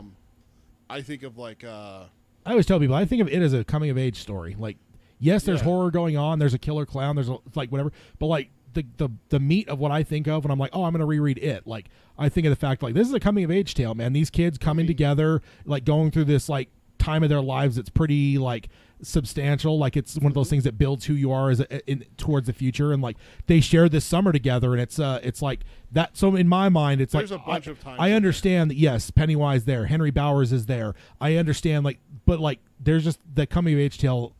So I don't even know how I would define that if I were trying to answer this question, but it would be like building the dam. I would just almost, I'd be probably trying to grasp at straws to figure out exactly what moment I'd point to, but it would be like the Losers Club. I could point to 4 off the top of my head from It. There's the one where Beverly shows up when they're pitching pennies, and Ben stands up for her when the kid with the lisp calls her a cheater. Yeah. And then her mother's a whore. Yeah. And then they end up, like, yeah, helping her with the blood. That's so wholesome. That's what friends do and everything. Building the dam, the clubhouse, building the dam, the clubhouse too. Yeah. Also, I mean, it's kind of not necessarily a happy moment, but it is wholesome at the end. Is the apocalyptic rock fight? Man, they saved Mike's life. Yeah. He convinced me otherwise. Henry Bowers was going to kill him. Oh yeah, absolutely. Henry Bowers at that point was going to kill Mike Henlon. Yeah. Like that was it there for Mike. If it wasn't for him coming across the losers there, and then the 7 of them standing up there and defeating Henry and his goons in the rock fight. Yeah. That's wholesome. Yeah. And I even think to myself, like when I think of that thought process, the fact that like there is a wholesomeness that is outside of the clown and everything, right? Because it's like how much of the summer do they spend before they even talk about it with each other? Because there is a portion of time that goes by where they're like they won't talk about it. Like they're all experiencing it, but they're not. Like there's that moment where like they actually start to talk about it. It's like it's a pivotal moment where it's like there's a lot of stuff that happens before that where it's like they're all kind of dealing with it on their like they're all dealing, and then a lot of them aren't believing it as well, right? So it's like until Bill brings it up, and that becomes that moment where it's like, oh shit, like now we're all in this. Like there's I think even King mentions where it's like it feels like something's changed now. Like whatever this is has begun now. That happens right at the beginning of the summer. That happens when they build the dam. I just listened to it a couple days ago. Bill tells his story about the photo album. Eddie tells his story about the leper, and Ben tells the story about the mummy while they're building the dam. Because they start getting on Stanley about his story when the cop shows up. So then the pitching pennies is when... I guess I'm thinking of like when they all put their cards on the table, because Richie's also outside of it. Richie holds out because he doesn't believe and Stan Paul Bunyan. does. Stan holds out until they get together. He shows up when Beverly, Eddie, and Ben are pitching. After they pitch the pennies, he shows up and tells them the story where they're cleaning the rags after helping Beverly. So the only one that's missing after that is Mike, but Mike doesn't tell him. Yeah. Well, Mike tells him his story, but... Yeah, he doesn't show up till much later. I think I always forget that is how late in the story Mike is before he actually gets in the group. That is for sure. Yeah, that happens after the 4th of July. Robert says the dance in 11/22/63. That's a good call. Yeah. Mark says Ben realizing he's made some friends. Yeah, definitely. There's you want to pull one from 11/22/63 that's not just wholesome but makes you want to freaking cry is the coming together for the girl with the scar. from the accident. Oh, yeah. Doing yeah. the fundraiser for her to be able to pay for the surgery to cover it. I need to do that one again. God, I haven't read that book in a good while, so that so needs to happen touching, soon. That's you a know? great one. So it starts off here. It says, when one thinks of the works of Stephen King, the images of haunted hotels, psychic kids, and killer clowns are probably the first images that come to mind. And how could they not? The author has been dubbed the master of horror since 1970s and still hasn't lost his edge. That said, it's easy to forget that horror isn't the only thing that King writes. His horror scenes are brilliant, and when they and it's what's garnered him acclaim. But it doesn't mean that he doesn't have a soft side. Even amidst the gruesome and grim, King can create some wholesome moments as well.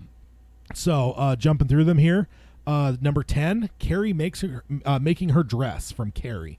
Yeah. It says, despite the carnage that unfolds minutes later, the brief scene of Carrie White sewing her own pink prom dress offers a moment of levity amidst the horror of high school hell that the poor girl has endured. After everything she's been through, why shouldn't she have something that's all hers?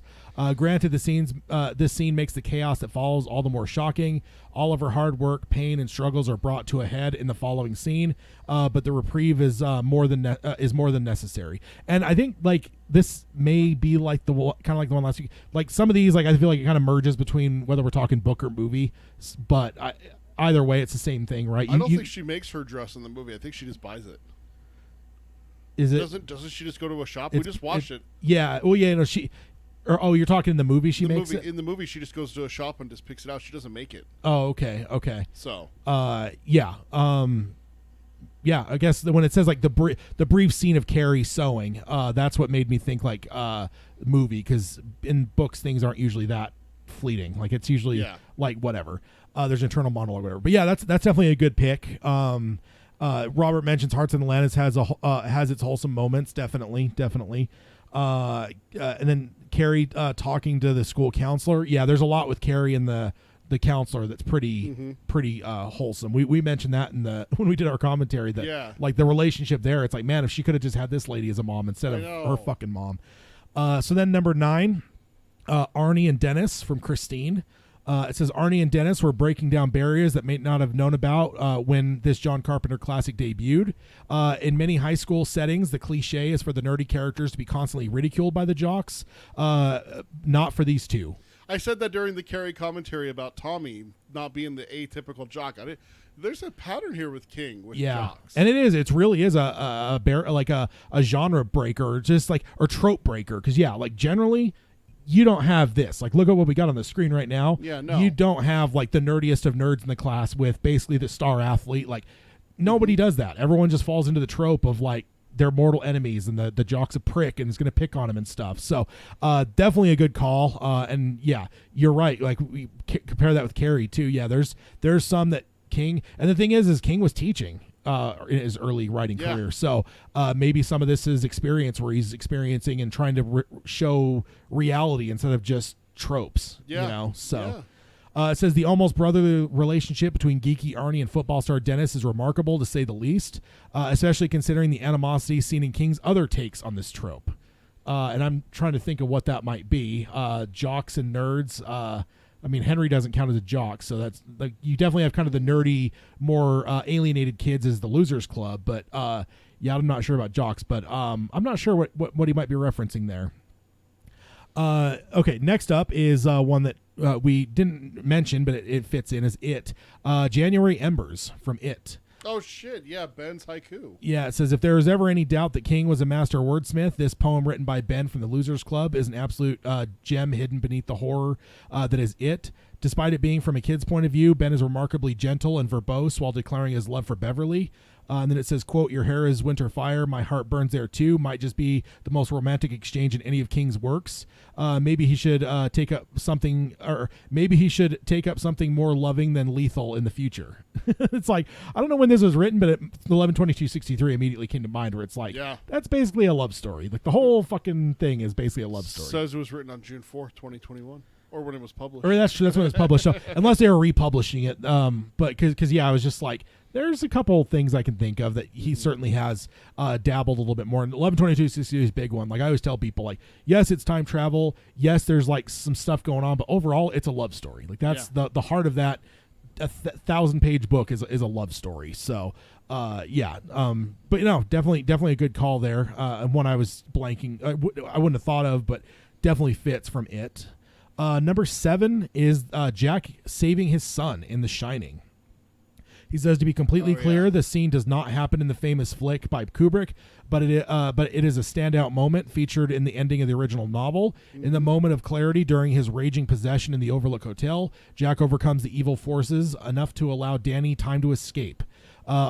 Although it's brief, it's a moment in the novel that allows Jack's true character to pull through and proves that he was able to overcome his demons, both literal and figurative, in the end. So definitely a good call, and not one you'd think about. Like off the top of my head, I wouldn't think of it as like Jack and Danny necessarily having touching moments. But yeah, no, definitely true. And it was done beautifully in Dr. Sleep to kind of mimic that a little bit with Dan and Abra. Robert says Roland and Susan were wholesome before they rode down by the spring. LOL. Which, yeah, that's true. It was a little bit. Well, I don't know. There was some barbs there at the dance. You know, Roland got a little bitchy with Susan and was kind of a prick. But yes, there was definitely some wholesome natures to them before things went a little bit too far there, in terms of, to say, in the wholesome realm. Shit, I didn't even think about like. Dark Tower. There's one in Wolves of the Hollow where Jake and Benny are jumping out of the barn loft into the hay bale. Yeah. Just being kids, you know? Letting Jake have that moment to just be a boy there with a friend. And always sitting there yapping at him and stuff the whole time. Yeah, and Andy's there to catch him if they go too far off and everything. Like, it is truly a wholesome moment there. Yeah, definitely. Number 6 is Dan getting sober, Dr. Sleep. He says, similar to his father before him, Dan Torrance wrestles with alcohol addiction during the events of Dr. Sleep. The difference between Dan and Jack Torrance is that he is able to overcome his addiction in the end and change for the better. Drug and alcohol use is a prominent theme in many of Stephen King's works, but seeing Dan learn from the struggle of his father and his own shortcomings is a powerful image that weighs heavily in the original novel. So yes, definitely true. And yeah, they did a good job of it in the movie too. I've kind of been thinking, I haven't watched the director's cut yet, so that's probably on my list sooner than later, because like I ended up having to watch it when it first came out. I watched it with my mom because she hadn't seen it, and I wanted to watch, and it was like getting later at night, so I didn't want to like watch one that was a half hour longer, like 3 hours instead of 2.5. So watched it that time, and I haven't been able to like bring myself back to like watching it again and watch the director's cut, but I really want to. And the other day I was like cycling through my movies, and I was like, maybe I should hit that pretty soon. Mark says in the chat, Bert and Shimi. Yeah, definitely. How about Bert, Alan, and Susan in the graveyard? Oh, this is my sister, you know, like sitting between the two of them and everything. Yeah. There's definitely some. Doesn't Roland even say like his heart swells at the sight of the three of them and everything? Yes. So. Yeah. There's definitely some good ones there in the Dark Tower. Okay, so then next up, Andy Dufresne's Freedom, The Shawshank Redemption. Oh, shit. Says, to take a quote from Red, Andy Dufresne crawled through a river of filth and came out clean on the other side. There's probably never been a more powerful image of one's struggle to success than this iconic scene from The Shawshank Redemption. The scene in the rain alone is perhaps the single most prominent image from the entire production. Easily one of the writer's best non-horror entries, The Shawshank Redemption is a magnificent account of struggle and resilience of the human spirit. So yeah, definitely a good one. And you know, I don't know what's better though, the wholesomeness of like him getting out or him fucking over the warden afterwards. Like kind of the comeuppance, you know, of like him like withdrawing all the money and dropping off the thing to the reporters and shit. Yeah. And, like, that, as well as I always loved the scene on the rooftop with the. I mean, this is from the movie. I don't think it's necessarily in the short story, but the one about getting the inheritance and he's bitching about the taxes. Yeah, Hadley talks about how to save it, and then the him and the guys get a bucket of beer for how he helped the guard. Yeah, and he doesn't even drink one. He just sits and enjoys that. The good that he did. Yeah, like that's so wholesome. Just like I did good by these guys. Yeah, definitely. I mean, I can also mention Brooks as pretty fitting into this too. But then, of course, the end of Brooks is rather tragic. So, but wholesome. You know, Brooks with his bird and stuff. You know, Yeah. he's a great character. That's what Oh makes. yeah, feeding the little birdie in his little pocket. Yeah, and then he has him later on. So, yeah, as a full-grown bird. Next, number 4, Mother Abigail from The Stand. He says Mother Abigail from King's epic The Stand deserves a spot all of her own for two main reasons. First, she serves as a mystical beacon of hope in the post-apocalyptic world. Second, she turns Stephen King trope completely on its head. Goes on here, says, unlike other religious character in Stephen King's works, this woman of God actually lives up to the title and reputation. When compared to characters like Isaac and his corn cult, or even the 2 ministers in Needful Things, Mother Abigail carries... Mrs. Carmody. Yeah, I was about to say Mrs. Carmody, Sylvia Pittston, Carrie's mom. There's a lot. There's a lot. It just goes on and on. I think the only couple of good religious characters would be Mother Abigail and possibly Father Callahan. Father Callahan, yeah. Yeah, you can't pass up on Father Callahan. Yeah. Good guy. And it says Mother Abigail carries the hope, love, and faith that that a true prophet of God should show. So it's definitely true, though. As I was reading that, in my head, I started listening through all these other ones that he didn't mention. I'm like, honestly, you could probably just analyze King's usage of like holy people all throughout, because they're usually not not good. They're not great. They're not great. Yeah, Mrs. Carmody, of course, the first one you mentioned. So. Fucking bitch. Ugh. I think she's going to be high on your list of all time most hated, Number right? 2. Yeah. Number 2 of all fictional characters. Yeah. What's number 1? Dolores Umbridge from Harry Potter. Oh, okay. I don't know. I don't know that reference, but Anyone who's a fan of Harry Potter, who's read Harry Potter, we'll know why. will know why. She is a fucking bitch. God, I hate. Ooh. Wow. To beat Mrs. Carmody, yeah, that's something, man. That is something. There's a special place in hell for someone who tortures children. Yeah. So. So next up, number 3, Roland and Jake's friendship in The Gunslinger. Oh, okay. It says the driving force of the first entry of King's phenomenal Dark Tower series is the friendship between Roland, the titular gunslinger, and Jake, a boy torn from his dimension into the Dark Tower, which that's a weird phrasing. Into the world of the Dark Tower, but Yeah, he doesn't Mr. Word. he doesn't get pulled into the Dark Tower itself. That would sure speed things up. Things would have ended very differently then. It's like the memes where it's like cuts to credits, like, Yeah. and then Jake wakes up at the foot of the Dark Tower. Oh. The end. The end. Because of course, Gets killed by a snitch by the Crimson King. yeah. It says the unlikely pair's adventures across the wasteland serves as the series' backbone, and it can be outright touching at times.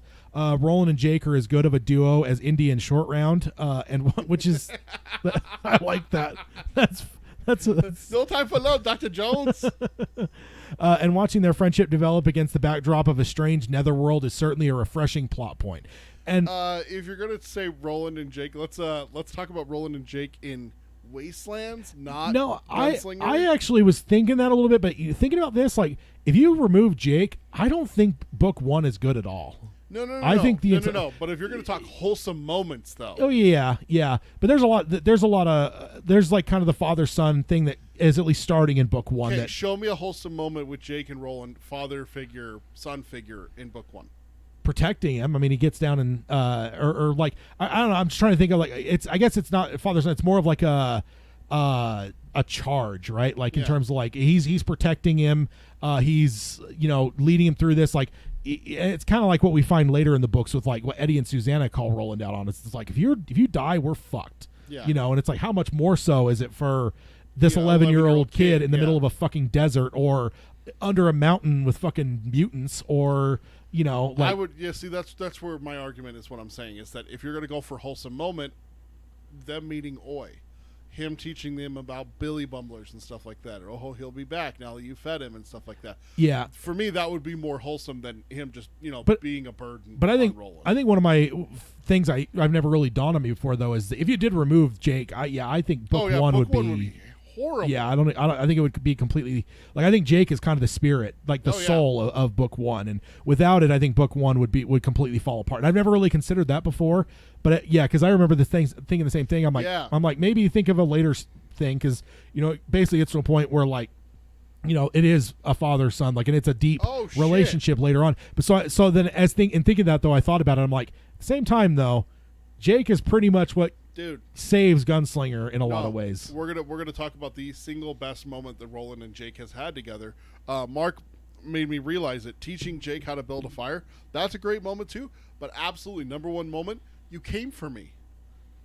When he goes into TikTok's lair and fucking rescues Jake, that is the most fucking wholesome Jake and Roland moment in the series, in my opinion. Yeah. I don't think there's a better moment.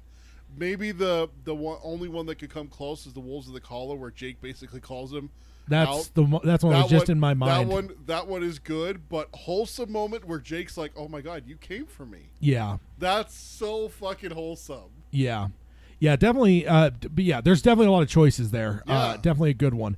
And then number 2 is The Boy's Journey in Stand By Me. Yeah. It says, speaking of friendships, few films/stories better encompass the coming-of-age narrative than Stand By Me.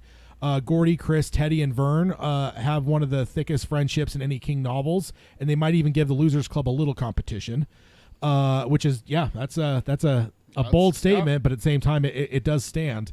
What separates these friends from their Dairy Main counterparts is how grounded and lifelike they are, both on the page and on the screen. Their conversations on life, culture, and the world feels 100% genuine and never scripted. This is truly a standout brand of character work from the author. So yeah, definitely a good one. And yeah, Stand By Me certainly comes to mind as it. But number 1, you actually called it, John Coffey, The Green Mile. Hey! So good call there. Name a more wholesome character the King has written. Tom Cullen. Tom Cullen's up there. Yeah, he's Tom Cullen, Jake Chambers, John Coffey are the big 3. Yeah. Like, I mean, those are just such wholesome people. Yeah. You know? Oh, I'm sorry, I can't miss Robert's thing. He says they didn't mention Roland letting him die when they first met. God. Oh man, I can't let a dagger like that go. Then he also references Cuthbert. That's a funny name. I mean, yeah, you've got that whole Shimi and Cuthbert. That's definitely a wholesome moment as well. I love that one in the audiobook. It's such a good reading. And then Jack says a wholesome moment is when they meet through the Dixie Pig Fedek door, and Jake calls Roland father. So yeah, there's a lot like that. I think we could probably make up a top 10 list of just wholesome Jake and Roland moments. We could. And I bet you could even just like do some side tangents. And what about wholesome Jake and Eddie, or Jake and Susanna? Like there's Jake and wholesome content moment. Yeah, like Jake and Oi, no, because that's just like don't you do it. No, I'm just saying, like, what do you like? What isn't going to register at that? Like, that's just like, that'd be like saying, like, hey, we're going to list like every badass moment that Roland has. Like, no, they're you can't all badass. do that. Yeah, like that's literally everything. Gotcha. So John Coffey here, it says, if there was ever a more heartbreaking and wholesome character in any of Stephen King's works, it's the tragic saga of John Coffey. This gentle giant being persecuted for a crime he didn't commit has the biggest heart and perhaps the most sympathetic arc of any other Stephen King creation. His healing touch, his sweet and simple demeanor, and his outright embodiment of innocence are almost intoxicating, but that just makes it all the more crushing when he meets his tragic fate. So definitely true. Definitely a tough one when it comes to how it pans out for him. That's so tough. That's the reason why I haven't actually read that book. I have it on Kindle. I can go and read it, but knowing what happens and knowing that it's the same in the book is just like, I don't know if I could do it. Like, that's so hard. Yeah. Okay. So, next up we have, let me get it changed over here. Stephen King's daily routine involves 4 hours of writing and a nap in the afternoon. And this is from Lane Florsheim from the Wall Street Journal magazine on June 7th, 2021. And basically, like, I think this is like a thing where they just interview successful people and just kind of have them talk about like whatever. And to me, I just found this fascinating as hell to hear like, what does a day in Stephen King's life look like? Well, this is like the thing I was talking about earlier with the Spotify playlist. That's where it came from. It's like, hey, what is the day? What is your day like when you're training to be? I can't remember who it was. I think it was it the guy that does Homelander for The Boys, something like that. Yeah, one of those like not Thor, not speaking of wholesome, Homelander. No. That's like the farthest from wholesome. I only wish they were still doing Got Milk ads so they can get Homelander. Oh, God. Oh, that's wrong. But yeah, they were going through like what's breakfast look like, what's and everything. And then he's like, yeah, I work out and I have a set playlist that I always listen to. And then they like, here's the link to his Spotify playlist. And everything like that. And I'm sure Spotify like facilitates that as much as they can, right? Because it drives stuff to them. But also it's just like, I think that's like a really big thing nowadays is like the idea of like quote unquote curated playlists. Yeah. Like, like it could be like, oh, here's Katy Perry and a list of music that she loves, and it's like whatever. And it's just, that exists. Yeah. It allows like a whole different level of like whatever for fandom. But yeah, definitely kind of cool. So let's read this. Hopefully everyone finds it as fascinating as I do. It says, before Stephen King gets out of bed at 6 a.m., he makes a mental inventory of the things that he's grateful for. And then I got a quote here from him. It says, it's a nice way to start the day because you get a chance to almost review your current life and your current status, says King at 73. His family, friends, and dog, a corgi named Molly, whom he also refers to as the thing of evil. What? Yeah, that's like that. I think Robert mentioned in the chat, the thing of evil laying at his desk. Like he literally, that's what he calls the dog. Like all right. Molly's its name, but like if he's tweeting about her, like he says like the thing of evil is like taking a nap or something. Oh. So yeah. Let's see. Our those are mainstays on his list, and it says, "quote I try to remember to be grateful for not being in pain, because everybody has some of that in their life." Next, he gets up and does a round of sit-ups and push-ups, and then shaves and eats breakfast before sitting down to write. So yeah, keeping in shape. That's good because we need another at least 40 years out of him here. So another right? 40 novels out of him. Well, probably more than that. The way he's going, it's usually 1 to 3 novels a year. So yeah, get him 40 more years. Yes. Then it goes on and says, during his 5-decade career, King has published over 60 novels and 200 short stories that mostly fall into the combined genres of horror, suspense, and sci-fi and fantasy. His 2000 book on writing, a memoir and how-to guide for aspiring authors, recounts how he and his brother David are raised by their single mother, frequently moving to different cities across the country. In 1966, King went to the University of Maine, working various jobs to pay tuition, including a janitor and gas station attendant. He met his wife, the author Tabitha King, at the university's library.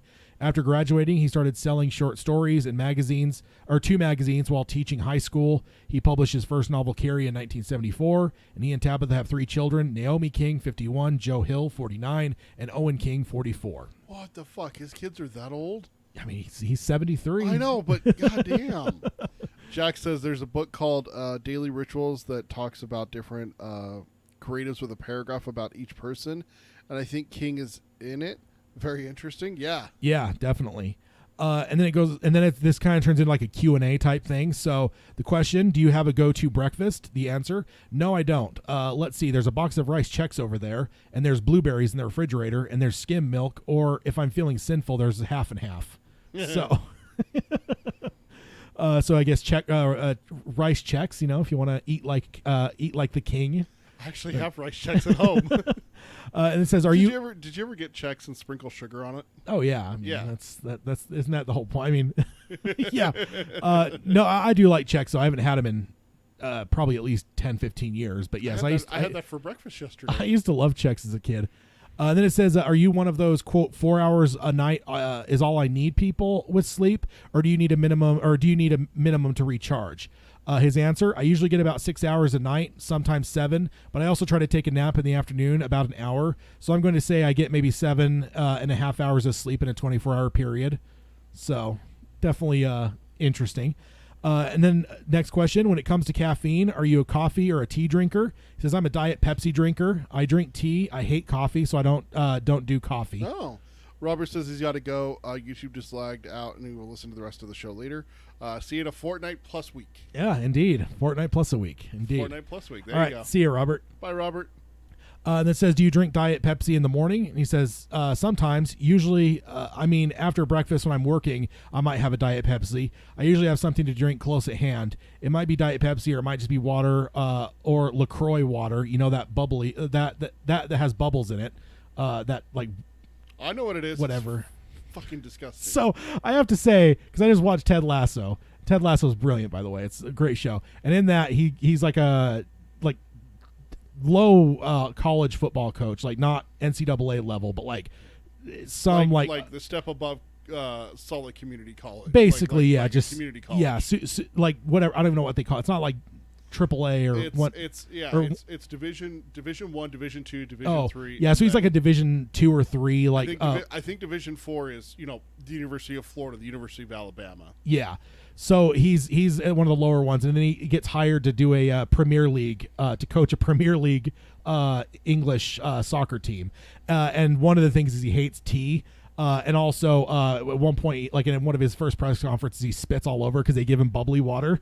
So, like, as I was reading this, I'm like, so King likes tea. So I'm like Ted Lasso, and then now he's saying he likes the bubbly water. It's like, man, he's like the anti-Ted Lasso here. Then it goes on and says, I know you do sit-ups and push-ups and the treadmill. Does that cover your exercise routine? And he says, that's my routine. I do sit-ups and push-ups 4 days a week, and I try to get on the treadmill. A lot of times I get on the treadmill for half an hour when the news is on at night. I usually have my iPad propped on the treadmill so I can do Words with Friends because I play with a couple people. Can you imagine playing Words with Friends with Stephen King? Oh, yeah. Like, I've heard about that before. Can you imagine? Like, dude, this dude's been writing. Yeah, I'm like, I had it backwards. I looked it up. It's Division 1 is the highest. Yeah, that's the highest. Yeah. Then Division 2, then three divisions. Yeah, yeah, yeah. I couldn't imagine playing Words with Friends with Stephen King, and like, I'd be so intimidated. Yeah, it's like, dude, this guy's like, yeah. And then like, that's like, hey, let's go play horse with Michael Jordan. Yeah, pretty much. Yeah, pretty much. And then like, the greatest. And then if you were playing with him, and then you like played a word like palaver, wouldn't you just like lose your mind? It's like some kind of the game accepted it. Some kind of Kingian word that like is super used by him. I'm not that he didn't invent the word, but yeah, no, it would take palaver. It's a real word. Is it a real word? Yeah, it's an always made it up. No, it's an antiquated word, but it's like Fortnite. Yes, or I don't know if Fortnite's antiquated or not. I think it's still used. I don't know. I think only you are using it right now. No, somebody in the chat speak up. I feel like that's a more common word elsewhere other than America in the world. Oh yeah, I guess that's true. They still use it over in Europe, don't they? I think so, but I'm not sure. Then it says, is there a time of the day or week that you're most creative? He says it's always mornings. If I'm under the gun, I can work later in the day, but the sweet spot for me is 8:30 in the morning to 12:30 in the afternoon. I feel really good at that time. I usually had a walk by then, treadmill, something like that, and I get the endorphins flowing a little bit, and then I feel good to go. So, morning guy. And then next up, have you been writing since you were a little kid? How many of your writing routines how have they changed over the years? He says, I used to have a straight job. I worked as a school teacher for a while when I was first married. I was catch as catch can because then I'd come home and grade papers. I used to live for vacation weeks because I was able to write in the daytime rather than at night when I was feeling a little bit as though my batteries had been on all day long. I would say the nicest thing about being able to do this for a living is that I have my time. It's like Pavlov's dog that salivate when you ring a bell. When it gets to 8:30 in the morning, I just feel like I ought to sit down and do some work. So definitely I don't know. I don't know what you call that, like habit. Well, yeah. He's got the good habits built in at this point. He's a creature of habit. Yeah. Jack says Fortnite is used in the UK though, not as much as it used to be. Oh, okay. So maybe it is getting more to the antiquated realm then, but I'm bringing it back. I'm bringing it back. I will. I've had more challenging things I brought back. And it says, what are your surroundings like when you write? He says, I have an office and a door that I can shut. Usually the dog sits at the foot of the desk, and I just work there. It's pretty ordinary, really. It's just a big, messy desk, and I have a desktop computer that I work on. The shades are down because if I look at the outside world too much, I lose the inside world. So that's interesting. I wouldn't have pictured that. I think if I was picturing like his office, I would picture there'd be a window, but I would have pictured it open in my mind without knowing. No, if I picture King's office, it's in like a bomb shelter. No windows, one single uncovered bulb hanging from a string that gives like the Alfred Hitchcock swinging like effect. Cobwebs all over the place. Cobwebs everywhere. Like for some reason, lightning flashes all the time through the windows. There's a fucking wooden. No, there's no windows. It's like a bomb shelter. There's a fucking wooden crate in the back that rattles every now and then and growls. Yeah, from Creep Show. Yeah, just keeps it right. Mm-hmm. Why not? It just lives with him. Why not? Yeah. I'd live with that. There's a sewer drain in the other corner that has a balloon hanging out of it. Yeah. And it says you're more hands-on with this adaptation than you usually are. Why? And this obviously for Lizzy's story. He says, I love that book. I held on to it. There were offers to do it as a film or as a limited series in the early days of Netflix. The issue would come up, and I would always say no because I wanted to do it myself if I could, if the time seemed right for that. The streaming thing is also wonderful because there are no ads to break the mood, to break the dramatic build of a story with dancing toilet bowls or something like that. Which, got to agree there, man. I will pay whatever I have to avoid ads. And yeah, good to see King. Because yeah, it's true. It does break the mood. Like if you're in the middle of something, it's nothing worse. That's why I see people still where they're like, Return of the Jedi's on cable. Like I know I own it, but I just have to watch it. And I'm just like, no, I would turn it off immediately and turn on my Blu-ray, because there legit was a celebrity that I follow. I cannot remember who it was for the life of me, that commented that they're like, oh, Hulu's on to me, and they had this ad, and I'm like, you're a fucking movie star and you have ads? Yeah. Like, what are you doing with your money? Like, what is that? Yeah. This was someone, I cannot remember. This was about 2 weeks ago, where I saw it, but it might have been like one of the Marvel, like Brie Larson. I'm not saying that's who it was, but it was someone. You know what I bet? Someone like what that. I bet it was is I do know in some cases with some of these things they're given free subscriptions because they work for the company or in some way they've worked for the company. Yeah, it's like a fringe benefit. Okay, but I bet you they don't give them the premium. The premium. They give them the middle tier one, so they still have to have ads. But she's like, oh, you know me so well, KFC or like Wendy's or some food joint and everything, and I was just like, you're like a B-list, A-list celebrity, and you're paying for fucking ads on Hulu. Like, what the hell is this? I don't pay for ads on Hulu. I have the premium one for Hulu. Yeah. So I was like, I was just kind of shocked by that one. Yeah, definitely. Then he goes on here and says, and you don't have to cut things perfectly so that it fits in a 42-minute box. So the next show can come up. You're given a little bit more space, a little bit more room. I love that. I always thought it'd be a perfect medium for Lizzy, and that's the way it turned out in my humble opinion, or as they say, IMHO. So King throwing some internet terminology in his speech, which I have to love. That's great. He's been doing it a little bit in his Twitter stuff, hasn't he? Yeah. Yeah. And then it says, when you get an idea for a story, what makes you excited about it and want to pursue it? What makes you decide not to as well? It's kind of a two-part question. He says, it's always different. I'm trying to think of what it was with Lizzy's story. I'll tell you what it was. I had pneumonia. It was serious, and I was in the hospital for a couple of weeks with it, and I almost died. And my wife decided once she knew that I was going to get better that she was going to redo my office and clean it out completely and reconfigure the furnishings and everything so that I had a nice place to come back to. When I came back, that work wasn't done, and I was very shaky on my feet and skinny and still taking various medications and trying to get better. And she said to me, "Don't go up there. You won't like it." So of course I went up there, and I looked around at this big empty room, and I thought, this is what it'll be like this is what it would be like if I had died. Everything would have been cleaned out, and that's really that was really the kernel of this story. So I feel like we've kind of heard the abridged version of that before, but to actually hear the full thing told by him, I definitely appreciate it. He says then it goes on and says, you've described your writing as dealing with the quote intrusion of the extraordinary into ordinary life and how we deal with it. Do you think you'll write about the pandemic? And in my mind, I'm like, please God, no, because we already have The Stand. Yeah, well, and I never want to read or watch anything about the pandemic ever. I won't. Like, I was telling somebody recently, I'm like, if a freaking thing was like directed by Rian Johnson, which is one of my favorite directors, and Gary Oldman was starring, but it was about the pandemic, I wouldn't watch. I would not watch it. I've had enough of it. I'm done. Early in the pandemic, like within the first couple months, I'm like, it'll probably give me like 20 years and maybe I'd come back and like watch or read something that was about this. But after a year of it, no. We're not far enough away from it. And I would never will be. Like it's just like those movies that came out in the late 40s about World War II. It's like, those World War II veterans were like, we're not lining up like, let's go see the Battle of Midway. Yeah, no kidding. So I'm hoping up. But then he goes on and says, in a way, I already did. I wrote a book called The Stand, which is about the super flu bug that gets out of control. We're all going to have to deal with the pandemic eventually. Right now, when I read a new fiction, it's as though the pandemic didn't happen because the books that I'm reading now are all ones that had been written before it hit. I'm waiting for someone to write a really great novel called Love in the Time of COVID. There are going to be books about it. There are going to be a lot of nonfiction about it. but in a way, nonfiction is easy because it's just facts. But when you deal with the actual time, like March of 2020 to April of 2021, life changed a lot, and stories are going to have to reflect that. So, and then he says, how's that going to happen? I don't know.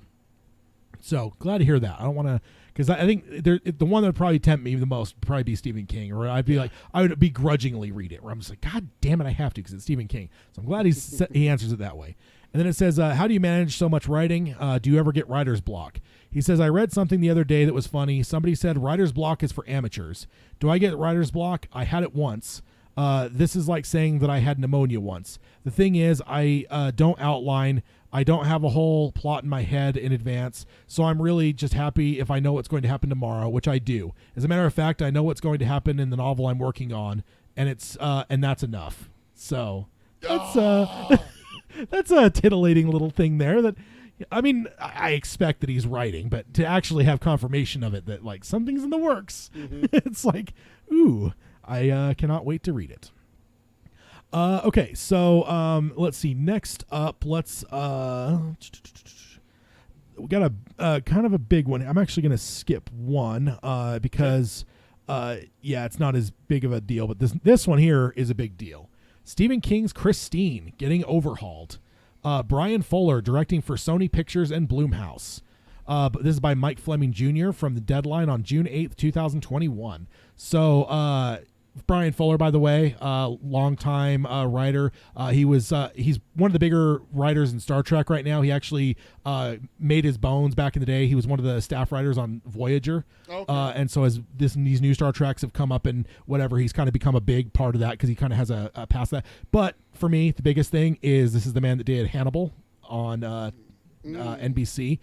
So that is a great thing, and I'm still praying that one day we'll get season 4 of said Hannibal, which would be Silence of the Lambs being adapted. But yes, so he is doing it. It says exclusive. Sony Pictures and Blumhouse are revving back up Christine, a new version of Stephen King's novel that Brian Fuller is writing to direct. Jason Blum is producing for Blumhouse, and Vincenzo Natali and Stephen Hoban are also producing. The 1983 original was directed by John Carpenter about a shy teen who comes out of his shell after buying a 1958 Plymouth Fury to fix up. The car has a mind of its own, as well as a murderous past, and begins to change the young man and everyone around him in the most dangerous fashion. Fuller has a solid sci-fi pedigree as a writer and producer of the series Star Trek Discovery, American Gods, Hannibal, Heroes, and others. So yeah, definitely a big name. Fuller is getting under the hood with the intentions of keeping the 1980s time period and grounded in King's bestseller. It's a good time for the author who is getting strong reviews for Apple TV Plus's limited series Lazy Story, which King also adapted from his novel. So yeah. Pretty big news. And I have to point out that we mentioned the King cast earlier. Brian Fuller's been on there a couple times. I think the first time he did an episode on Salem's Lot, which I would highly recommend. He did a good job on that. Okay. But he had one very recently, only a couple months ago, covering Christine. So with the King cast, they grab a celebrity, say, hey, can you come on our podcast? They say yes. Oh, and then they say, what do you want to talk about? They can pick a movie, they can pick a book, something of Stephen King. And so he's done one on Salem's Lot. Now he did one very recently on Christine. So I have a feeling that might be a good one for everyone to go listen to, because it was before this announcement. I don't think that he says anything in that podcast that actually like tips his hand that he's working on it. I believe he does mention that he has read it very recently, but that's it. So might be a good little I don't know, sneak peek maybe of what might be coming. Mark says really excited about this one. Love the story in the film. Yeah, absolutely. Both the book and the movie were both phenomenal. Yeah. I would say it's kind of like Flanagan with Dr. Sleep, where I was just like, I don't envy the guy. Like you have to do an adaptation on the second book of The Shining, which King hates The Shining, the movie that Kubrick did, which is one of the greatest horror movies of all time. You're just in a no-win scenario. Yeah. And so with this now, you're now going to be doing a new adaptation on one that John fucking Carpenter did the first time. The what I call the master of horror. I know we've already had an article that called King that, but I've always called John Carpenter that. Oh, so Mark says he's got a split. Catch y'all next time. Take it easy. All right, bye, Mark. See you, Mark. Thanks for coming. Yeah, so I could. That's just. I mean, again, he's a great dude. He's done some great stuff. So I would imagine it's going to be good. But yeah, God, that'd be tough to just to have the shadow of Carpenter's. Not only Stephen King, but also the Yeah, master of horror, John Carpenter. Like that. Yeah, that's a tough one. I don't know. That'd be a challenge of which one's more challenging, that or the Kubrick thing. I think the Or Kubrick Doctor thing. Sleep. I think I would say the Kubrick thing just because of Because it is more iconic. Well, no, just because of the element of King not liking the ending of the Shining movie. Yeah. So when you add that, it's that's a third level that is you have to fight through. Yeah. This one, what Brian has to do here is get through the 2 levels. Yeah. So did Flanagan with Dr. Sleep, but he has that 3rd level where King hated The Shining the movie. Yeah. King didn't mind Christine as far as I know. Yeah. So, I've never heard him talk about it. I have heard him talk about The Shining there. That's true. That's true. So that we got our new big board where we got Christine added there at the bottom. We got you blocking. What's that? Your camera blocks the... Oh, I will go ahead and change the thing over here to... there's something that's... There we go. Let me go ahead and... yeah, just for a second while we... yeah, once it transitions there, it should. There we go. Pulled me off the screen. I guess I got to figure out how we're going to do this, our big board here when it comes to cameras. So Christine is added to the list there. So there it is. Getting pretty full as all things go when it comes to this list. But yeah, very excited for this one. I'm it's like Mark said, excited for this one. Love the story, love the film. Yeah, and I just read Christine not that long ago, Oh, did you? and because of that, watched the Carpenter film. So I'm very fresh on both. So yeah, I mean, I think I even mentioned on the show around the time that I was doing it where I'm like, dude, I would not even love to see a remake or a readaptation, but I want to see a sequel. Like, do it now, because in both the Carpenter movie and in the book, you get the idea that Christine is not defeated ultimately. So how would it be then? You could even grab the actor that played Dennis in the original and have him be an older guy now, and now you've got some young kid in 2020 that buys this car, this fucking crazy vintage car, and have it be in the realm of like cell phones and everything. Just, I don't know. I think it could be interesting, but that'd be basically a sequel. This is obviously different. This is just a new adaptation of the novel, which there's a lot, because there's a lot of the novel that Carpenter didn't hit. Yeah. There's a whole different level to the novel of depth that. Yeah, Carpenter kept it very streamlined and, was very tight with everything he did. So there's a lot of room for him to kind of spread this out, and Mr. Brian Fuller, and maybe get some really cool stuff. So let's jump over to odds and ends. So first one here, J.J. Abrams is interviewed about Lizzy's story, and he mentioned a horror anthology series in the works of Cy King. Oh. And I have to point out that there was a month or so ago that King was being interviewed, and he mentioned that maybe that potentially having something else in the work with Bad Robot and J.J. Abrams. Yeah. So now the other side of this is him basically confirming it. Not only that, he's adding the idea that it's a horror anthology. So our whole challenge that we've thrown out there about like a horror anthology King thing, maybe it's something that will be coming. So more to come as the future comes. It was really just a throwaway comment. There's really not even a massive quote. It was just like quickly said, so it's definitely kind of one of those things where it's like we'll see as time goes, but pretty cool. Next up, If It Bleeds is releasing on paperback, or it did release on paperback on June 1st. So if you are one that tends to have paperbacks, or if you like paperbacks more than hardcovers, I know, for instance, when I was more heavy into the book collection and I had room for it, I always liked paperbacks more because I had so many of them that I liked the uniformity. So like for me, it wasn't a price thing. It was just a matter of like, I don't want a fucking hardcover in like the midst of all my paperbacks, because I'm not going to get a hardcover of Christine or Carrie. So it's like so many of the books I had were paperback. So if you're one of those, or if it's a cost thing and you're not really keen to spending, whatever it is, $20-25 for a hardcover, the paperback is out now for If It Bleeds, and I highly recommend that one, by the way. As you do, probably, right? Yeah, it's good. I still need to go back and finish the Holly story. Oh, okay. And then there's another one here. We're not going to go too deep into Lizzy's story. I mentioned earlier in the episode I'm still reading it.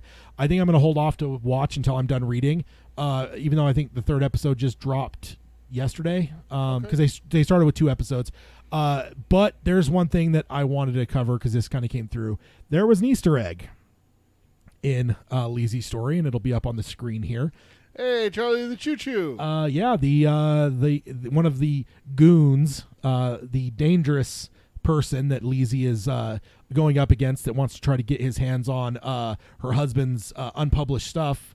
This is apparent. I haven't even seen it. I just know that he looks like he's in a library there, and yes, Charlie the Choo Choo. So that brings up the question then. At least the adaptation wise, it's in the Dark Tower universe. Yep. Because that is that's Beryl Evans, right? So Yeah, Charlie the Choo Choo. yeah. So that's a fun little connection. Yeah. I haven't heard anything mentioned in Leezy's story, the book, that makes me think like full on Dark Tower. There's definitely some stuff that is intriguing, but yeah, at least the adaptation is definitely connected. And props to the prop guy that chose to put that in there, because I'm guessing that wasn't something that King wrote into the actual script, so it's like props to whoever that was. I don't know who it is, but good on you. Good stuff. Bravo. And then this is not intentional, but there is a little pain. I had saved, because what happened was months ago, close to when that article with the Dark Tower stuff that we covered last week, I almost said last episode, last week, there around the same time of that, there were some people that actually tweeted at Glenn about, hey, can I see this? And then he responded and showed them pictures of different things, and I saved those because I was like in case like he deletes the tweet or whatever, I wanted to make sure they were saved to where when we cover them. But I somehow misplaced them on my computer, and I just found them recently as I was dusting up some folders, and so there's a couple things to see here, more from Mazzara's Dark Tower. The first one. The Traveler's Rest. Traveler's Rest. Pretty cool. I feel like we kind of saw this, but we didn't get a good shot of the sign. Yeah. There was one of the, I don't remember if it was a set leak or if it was just a behind the scenes picture. They were just standing on the sidewalk. Because I feel like we just kind of got some of the letters where we're like, that has to be the Traveler's Rest. So we saw kind of the sign, but we didn't see enough of it to see like this, where it's like the Traveler's fucking Rest. Like this is what it would have looked like. So the next one is a little bit more of a deep cut, but it is the Arthur Eld sign or thing that is posted in the Traveler's Rest. And it says, argue not about the hand you are dealt in cards or life. And I don't know what you'd call it, like an illustration or whatever of Arthur Eld riding the white horse. Honestly, that's something if you would have asked me about, I probably wouldn't have thought about, but it was the argue, because it's spelled strange, ARGYOU. So argue not the hands you are dealt in cards or life. For some reason that scratched something in my mind where I'm like, it does sound familiar. And then I was like, oh yeah, I think that like it kind of, but it took me a little bit of time to like get back to remembering, because it's such an obscure thing. But just a sign of how good they were doing with keeping things true. Yeah. Next up, also Traveler's Rest, the Romp. Oh, the Romp. Definitely a thing that gets mentioned a number of times. Yeah. And then the last one, I don't know if it's the most painful, but certainly hurts me deep inside. The Rook Skull. The Rook Skull on the saddle. Fuck.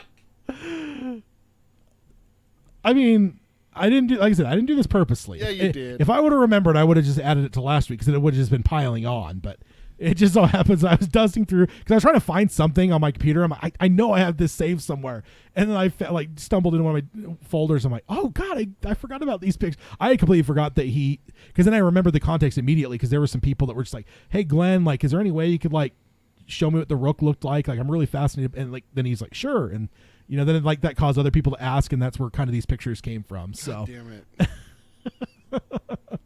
Okay, so next up, Uncle Stevie recommends. And it's agreed, Spencer. That hurts. Yeah. Which one the most? The Rook. The Rook. Yeah. That one. Because I just picture him leaning down. You haven't been keeping watch, or yelling at it. Yeah, definitely. Okay, so Uncle Stevie recommends. It's a tweet, and he says, sometimes an excellent small movie falls through the cracks. That's the case with the Cloven Hitch Killer on Netflix. He says, I found it unbearably suspenseful. Your mileage may vary, but be warned, not for the faint of heart. Clove Hitch. Or what did I say? Cloven Hitch. Oh, Clove Hitch. Yeah, Clove Hitch Killer. So he said, yeah, and that's the thing is like that's what the hardest thing about horror and comedy is that what is scary and what is funny are so subjective that like that's why I'm just like I don't listen to reviews on horror movies because it's like whatever, fuck you. I enjoy stuff and then the critics hate it.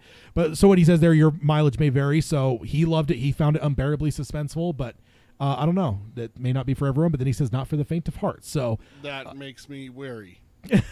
yeah, there was also one that's been going on recently where like apparently King said that he was unable to watch the Blair Witch Project all the way. But like I don't think it's like fair because he's literally was that came out in 1999.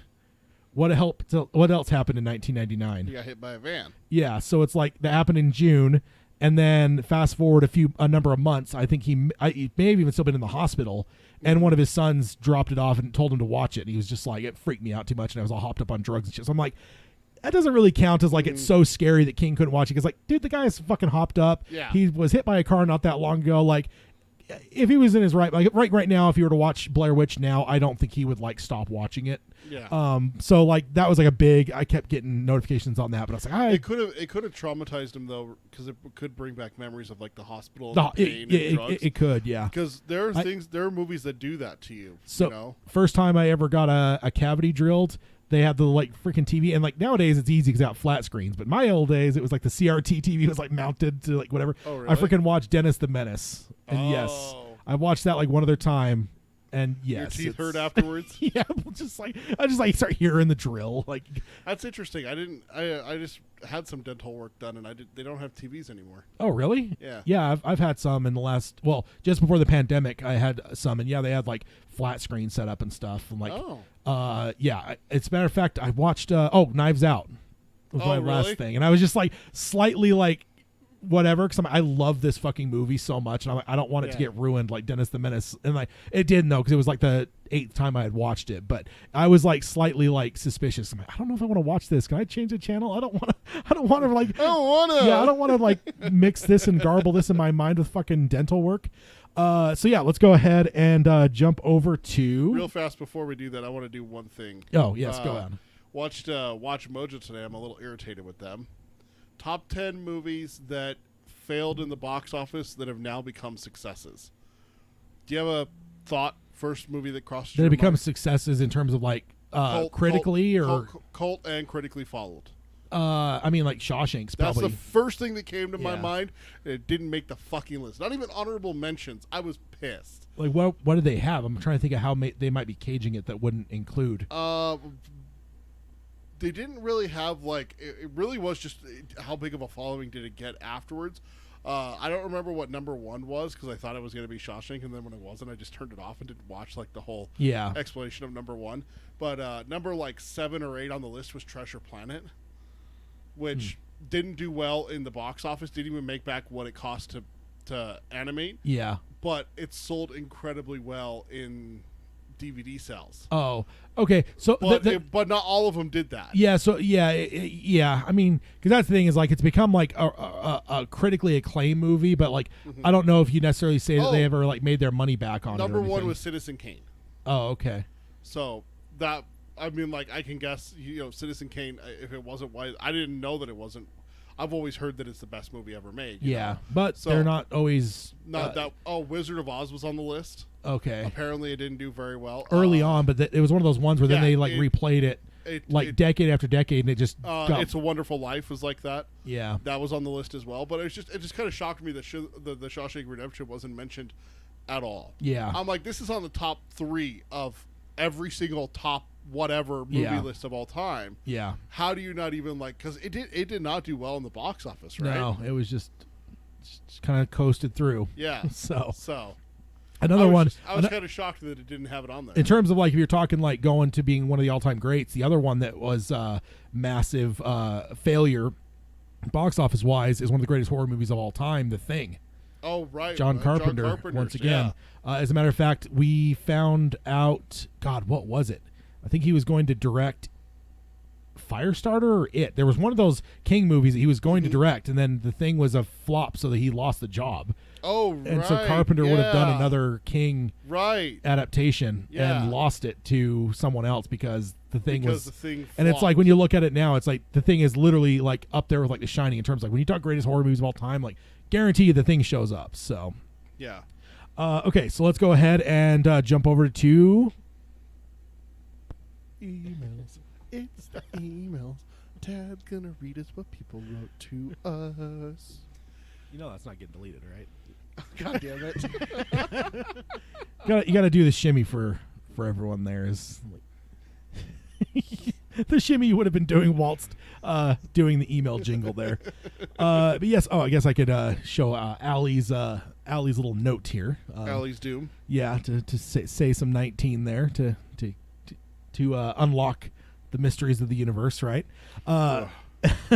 But we teased this last time that Clint was up on deck for email wise. So I guess we can let's see where sorry, I'm still not used to the thing here. I'm trying to remember what is it this one? Yes. Okay, let me go ahead and change the screen there. Sorry, I need to get used to the whole transitions on the YouTube because for okay. emails there's really not a whole lot on the screen, so we don't necessarily need like to be all hidden at the bottom on the. I don't know why my YouTube keeps going back by like 20 seconds, so I'm not watching the live. So you're like, there, it changed. And I'm like, Oh, okay. no, it didn't. But I wasn't live. Oh, so. okay. Yeah, I hate that. There's times I'll watch shit live, and then every once in a while I'll be like, realize a little live thing isn't highlighted, so I'll click it, and then I'll jump up ahead like 30 seconds. Like, God damn it. Because if I'm watching something that's like actually got like some kind of flow to it, it's like whatever. Yeah. It's annoying. North Central Positronics, definitely YouTube. So Clint from Nebraska writes in. He says, I used to connect with you guys often on Twitter before I closed my account, but I have redirected myself to listening to your podcast, and really, I am finally getting more actively involved. And then he actually goes on, because I think I teased this, that he answers. I don't remember if he answered all the questions, but he does answer some of the questions from the darktowerpalaver.com, the questions for new listeners. Yeah. So first question, how did you come to reading the Dark Tower series? He says, I came to reading, in quotation marks.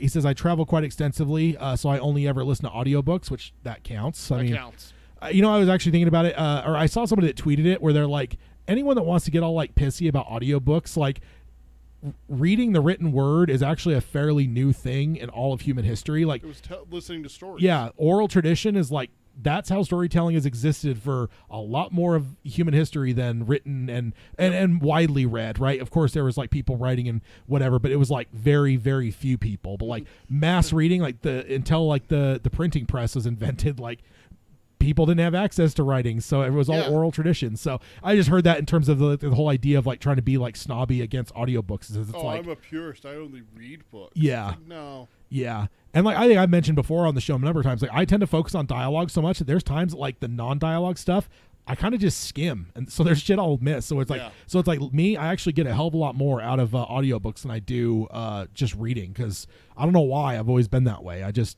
tend to like, there's times I'll like something will reference something, and I'll like, wait, what? And then I'll go back to the paragraph I just skimmed, like, oh, okay, I see. Oh. So it's just, I don't know. It's not necessarily good, but that's just the way I am. So audio works for me pretty well. And nowadays, I definitely have a lot of time driving or at work throwing on headphones, or sometimes just sitting around, on the computer, and I'll connect my phone to my speaker and just listen to audiobooks around. Like, yeah, definitely a lot more time that way. But then he goes on and says the Dark Tower series, or I started reading the Dark Tower series when I was looking for an extended series of Stephen King novels, which, that pretty much only puts you in one space. I mean, Holly Gibney certainly can give you a couple books nowadays. Yep. What else you got that's Black House and Talisman. But yeah, over Hodges trilogy, I guess, that kind of crosses over with Holly to where it's like Shining and Dr. Sleep. Shining and Dr. Sleep. Yeah, but ultimately there's one elephant in the room, and it's the Dark Tower. He says, basically, my older brother introduced me to the books by leaving copies of them around when I was, and when I found them on audiobooks, I decided to give them a shot, as usual, as I usually like King novels. So that's interesting. brother just kind of left them laying around, and it was like subconscious. So then when he got into audiobooks, like he's like, all right, I'll do these. Like, Oh, I remember my brother reading these. that's an interesting tactic. It's Yeah. just to like subliminally leave them around and let people just like see them on occasion and get that bug in their ear, you know? Yeah. Jack says, I'm much more of an auditory learner, so listening to books is always preferable for me. Blah. Yeah, definitely. Oh, and then Spencer, he says, "Man, that hurts," which you already mentioned, but then he says the rook skull especially. So yeah, we mentioned that was the most painful, and he's agreeing there that yes, that is definitely the most painful. The next question: had you read other King books before these? If so, which ones? He says easier to name the one that I hadn't read, which that's actually a pretty common answer. We've had some people that Dark Tower is very early in their reading, but more often than not, people do what I did. They explore the King verse widely before finally tackling the Mount Everest of it all, because I remember that as I was just like, I knew the Dark Tower existed. I didn't know much about it, but I knew like there's a series of books and it's really big, and I purposely avoided it for a long time because I'm like, I'm just not ready for it yet. Let me go read Salem's Lot. Let me read this. Let me read that. Like bounce around, then finally tackled it at some point. So yeah, but there are some though that have surprised us. We're like, oh yeah, that's the first thing I ever read was the Dark Tower. It's like, Jesus. They're the kind of people that jump straight into the deep end of the pool. Yeah, pretty much. And it's deep. Yeah. And then Spencer says, Team Cuthbert here, and I definitely agree, which always perturbed you early on because like, I was never the heaviest Eddie fan, but Cuthbert is definitely one of my favorites. And you're like, they're the same character, basically. Like, how could you like one and not the other? It's true. Then it goes on, or then the next question: what King have you read since finishing the Journey to the Tower? He says, "Wow, this one is hard. I don't really have a preset order, as I usually go back and re-listen to many of his great books each year. I have read The Institute, Doctor Sleep, and The Outsider, etc., which those are all probably ones, that potentially are ones that came out after he read them potentially."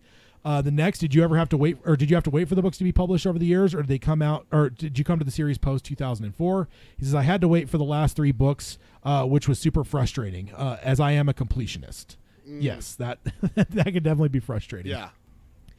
Which of the books is your favorite and why?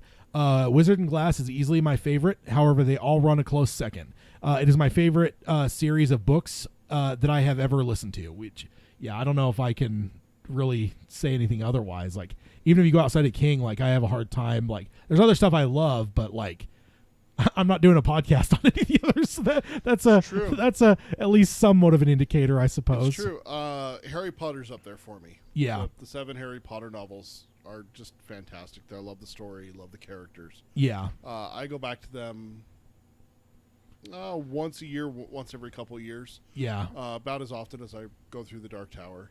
And see, me, that's the thing, is like, there's other books I love, but there's not ones that I read regularly like this. Like, for instance, like, I love like the Hannibal books, and I've turned you onto those over the years. But it's like around high school and stuff, I read the fuck out of those. I read them multiple times. But I overdid them. I have not even that I overdid them. I just, as time has gone, and I've definitely got heavier into King. Like, I haven't gone back and read that series.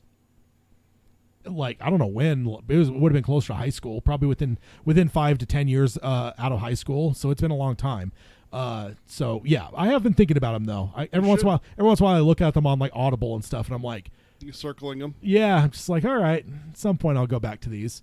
Next up, who is your favorite main character of the series? We define main characters as anyone in the quartets or the main opposition. So Roland, Jake, Eddie, Susanna, Oy, Callahan, Flag. He says, I know this is going to sound stupid, as I'm supposed to be more educated and well-rounded than this, but I think Oy is my favorite character. Nothing wrong with that. Definitely not stupid. And he says, I have a strong connection with cattle dogs, and Oy just reminds me of how smart these animals can be sometimes. As a half-assed Catholic, Callahan is pretty great too. Yeah, I mean, half-assed Catholic. I mean, I'm not even Catholic, and I love Callahan, Yeah. dude. Like, the more I think about him, I'm like, dude, like, I fucking love Callahan, dude. Yeah. Like, that's some of my favorite stuff when you get to like his whole thing, like, because I feel like that's like, as much as the first time reading it through, I hated like book 4 because I'm like, this is just not the point. Like, get on with it, you know? Yeah. But like, I never had that with Callahan's story, and that was kind of a diversion a bit, where it's like, It was quite a bit. you're kind of taken away from like the forward progress of even the wolves and stuff. But I fucking loved it. And maybe it was because it kind of tied back into like feeling kind of like Drawing of the Three, and the fact that you're crisscrossing into our world and stuff. So yeah, there was just something about it that I've never not loved that whole Callahan element in the tail end of the series. Yeah. Who is your favorite mid-tier character? Let's see. We define mid-tier as not one of the 7 main characters, but not background characters. These are ones that likely show up more often or are really important to the single book that they might be in. For example, like Cuthbert or Court or Stephen Deshane or Rhea or Crimson King, Stephen King, Calvin Tower, Blaine, etc. Like that kind of level of like. Yeah. And he says, I'd have to say the boys from The Wizard and Glass, Alan and Cuthbert, definitely good and common picks, which says a lot about the way King writes, the fact that some of these characters always show up, shows how good a characters he's created with them. Absolutely.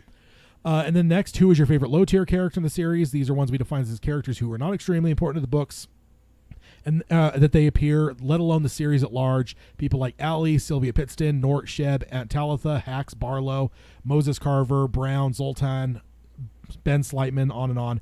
And he says easily John Cullum, second Moses Carver, and Aaron Deepno. Yeah. Definitely some good ones there. Yeah. I think Moses Carver might be one of the ones for me. I fucking love him, man. I love that crazy old guy. Yeah, I love Moses Carver, dude. He's great. Did you stall out on the series when reading them for the first time? He says, I only stalled out when King couldn't get his shit done. Fair enough. And that, yeah, I couldn't imagine, man. Like luckily I came into it at least at the very tail end. I feel like I think I may have started reading before the last book was published, but like it was, by the time I got anywhere near it, it was published already. So I didn't have to worry about it. So yeah, I couldn't imagine. Have you read this, or have you reread the series? If so, how many times? He says, yes, I have listened to the series 6 times or 7. I really can't remember anymore. Bunches, which is me. I really wish I could. I've actually emailed Audible, where I'm like, you guys, I know you guys have these statistics somewhere. Just fucking give them to people. Like, we tell should me. be able to know how many times we've listened to an Yeah, audiobook. it wouldn't help me though because I've read them a number of times as well. So it's like I don't know if I remember. It still gives you a number of how many times you've listened at least, yeah. Since you switched over to audiobooks, back in what, 2009, 2010? No, more like 13. 2013. Yeah, when I started my current job. So yeah, like that's but yeah, it wouldn't help me. I think I'm definitely in the teens though. I mean, I just did a reread in the last year and a half, and that probably would, it would be, that'd be in the teens somewhere. Yeah. And the podcast is part of it too, right? Yeah. Like when we were about ready to start this, I did a full reread, and that was kind of outside of my normal. I usually do it about every year to a year and a half is about when I circle back to the Dark Tower. Yeah. But when we were starting the podcast, I remember jumping in way early from what I normally would have. But yeah, I don't even know how many times I've read it since the podcast started. I'm not good at that kind of thing. Most emotional of the series made you while reading it. Could be sadness, excitement, joy, or anything in between. He says, not sure. Maybe joy and anxiousness on the first read through. He doesn't necessarily give any specific examples, but yeah, there's definitely joyous moments and certainly some anxiety can be had whilst reading. Blaine. Yeah, Blaine. The tunnel in book 7. Yeah. With Susanna and Roland. Yeah, I mean the doorkeeper, right? There with the house. Oh with yeah, Jake. Jake. And then next up, what did you think of the movie? Don't be ashamed to give your honest opinions. We have people on all sides and are welcoming to all. And he says the movie is absolutely terrible, an abomination, a complete disaster. Only way to have done it right would have been a lonesome dovish 8-hour saga, and then it would have been and it would have been a stretch. Just no way to condense something so complex. Which yeah, I mean. I think my hope now is HBO. Like if it's ever going to be resurrected in any way, I want HBO to do it. Just because, like, my God, man, I just I'll just pause too because I watched Mayor of Easttown, which is the one that King predicted accurately. Again, it was brilliant. It was masterful stuff, and I was just like, yeah, it's HBO. I probably should have expected this, but I didn't. Yeah. I will just give King credit too, because what he predicted was not like. Not an easy guess. No, not at all. It was.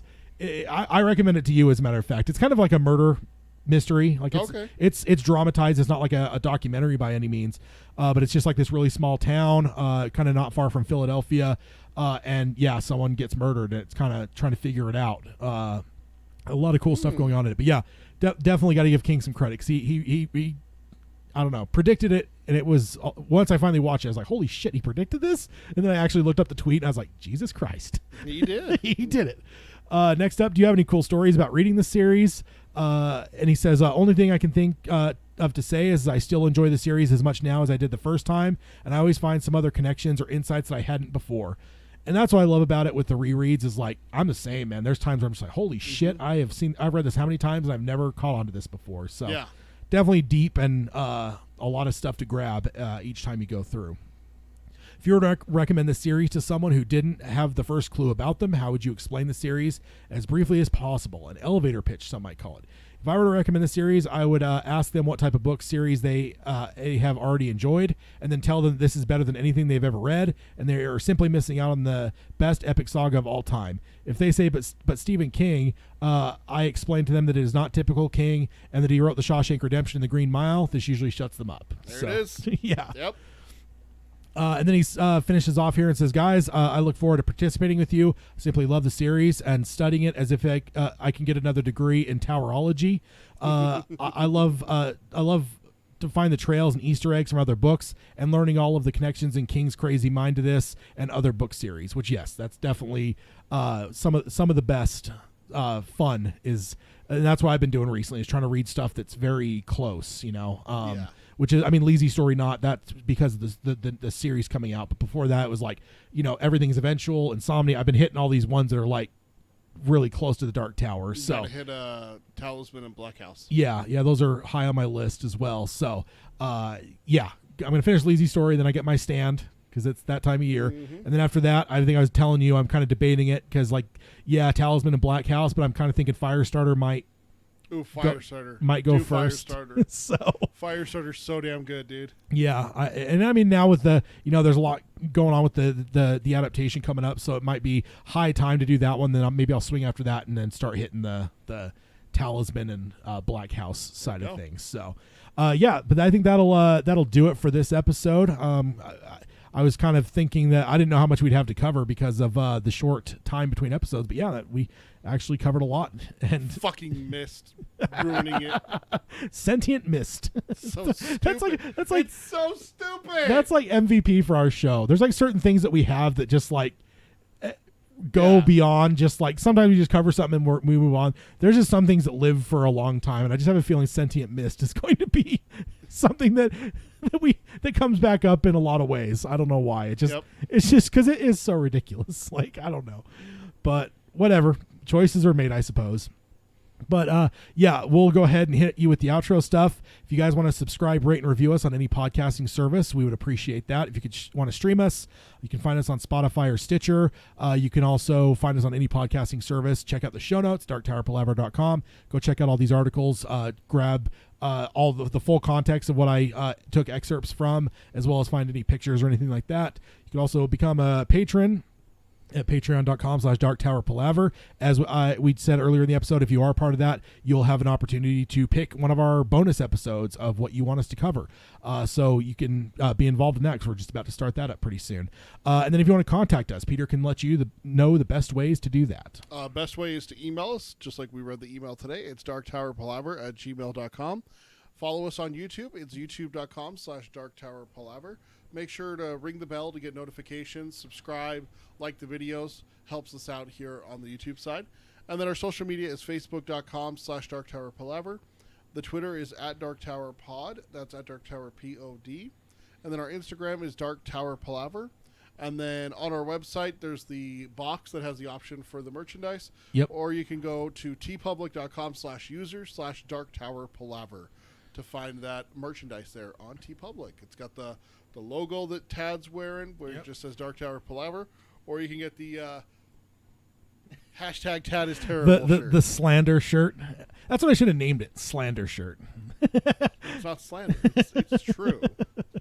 Yeah, so that'll be it for this episode. We will be back in a fortnight plus 7 days, and I just want to mention that'll be a book club. So we'll be back for part 8 of The Wastelands on the 3rd of July, which is a day before 4th of July. For non-Americans. Spencer noticed, pointed out in the chat that behind me on my board says flag equal bad guy. Yeah, of course that's incorrect. You know, I do love the emoji, by the way, Spencer. Thank you for that. No. Emojis. See, that's like an MVP for a show. Emojis have lived in a way well beyond because of that fucking movie. Fucking hate that movie. But yeah, so we'll be back on the 3rd, which 4th of July for me, one of my traditions is Jaws. Is it? Yeah, I Yeah. love watching Jaws on the 4th of July because Okay. part of it takes place there, and it just feels like the ultimate summer movie. Like in terms of like it's during the summer. Like I'm not even saying like Yeah. because it was like the first summer blockbuster, but like I just feel when I'm watching it, it feels like summer. Like even if I'm watching in the middle of December, like I feel like I'm gonna like throw on shorts and go outside and like play volleyball or some bullshit. I don't know. Hell? Whatever summer things people do, that aren't Have a barbecue. that aren't vampires like me, but but yes, Oh. no. So I love that one. So that'll be the next day after that episode. I'll watch some Jaws. But yes, we will see you guys. I can't say a fortnight plus a week, I guess. In 3 weeks on the 3rd of July, and we'll sign off as we always do by saying long days and pleasant nights. Long days and pleasant nights, folks. All right, everyone on the YouTube side. Spencer says whiteboard Easter egg. Yeah, I've done it both weeks. So Yeah, last week there was a different message on there, equally slanderous. hashtag cat is terrible. It's not slander. Although I don't know which one's worse. I think slandering my boy is worse than slandering me. It's Flag. He's a good guy. That Flag. No. So So thank you guys for joining us. It's always fun to have you guys here in the chat, being part of the conversation and stuff. It's great, and hopefully the visual element is more compelling, less of a just static image of our slideshow on the screen. So hopefully that's makes it more enjoyable as well. And if nothing else, seeing Peter recoil as a dagger is jabbed into him is always fun. So there's a reason I've been doing it for 20 years now, is stabbing Peter in the side with the daggers, because the reactions are always worth it every time. I'm sure Brutus said the same thing, Oh, it's worth it. Come here, Caesar. All right, guys. We will see you guys in a fortnight plus a week. Bye, everyone.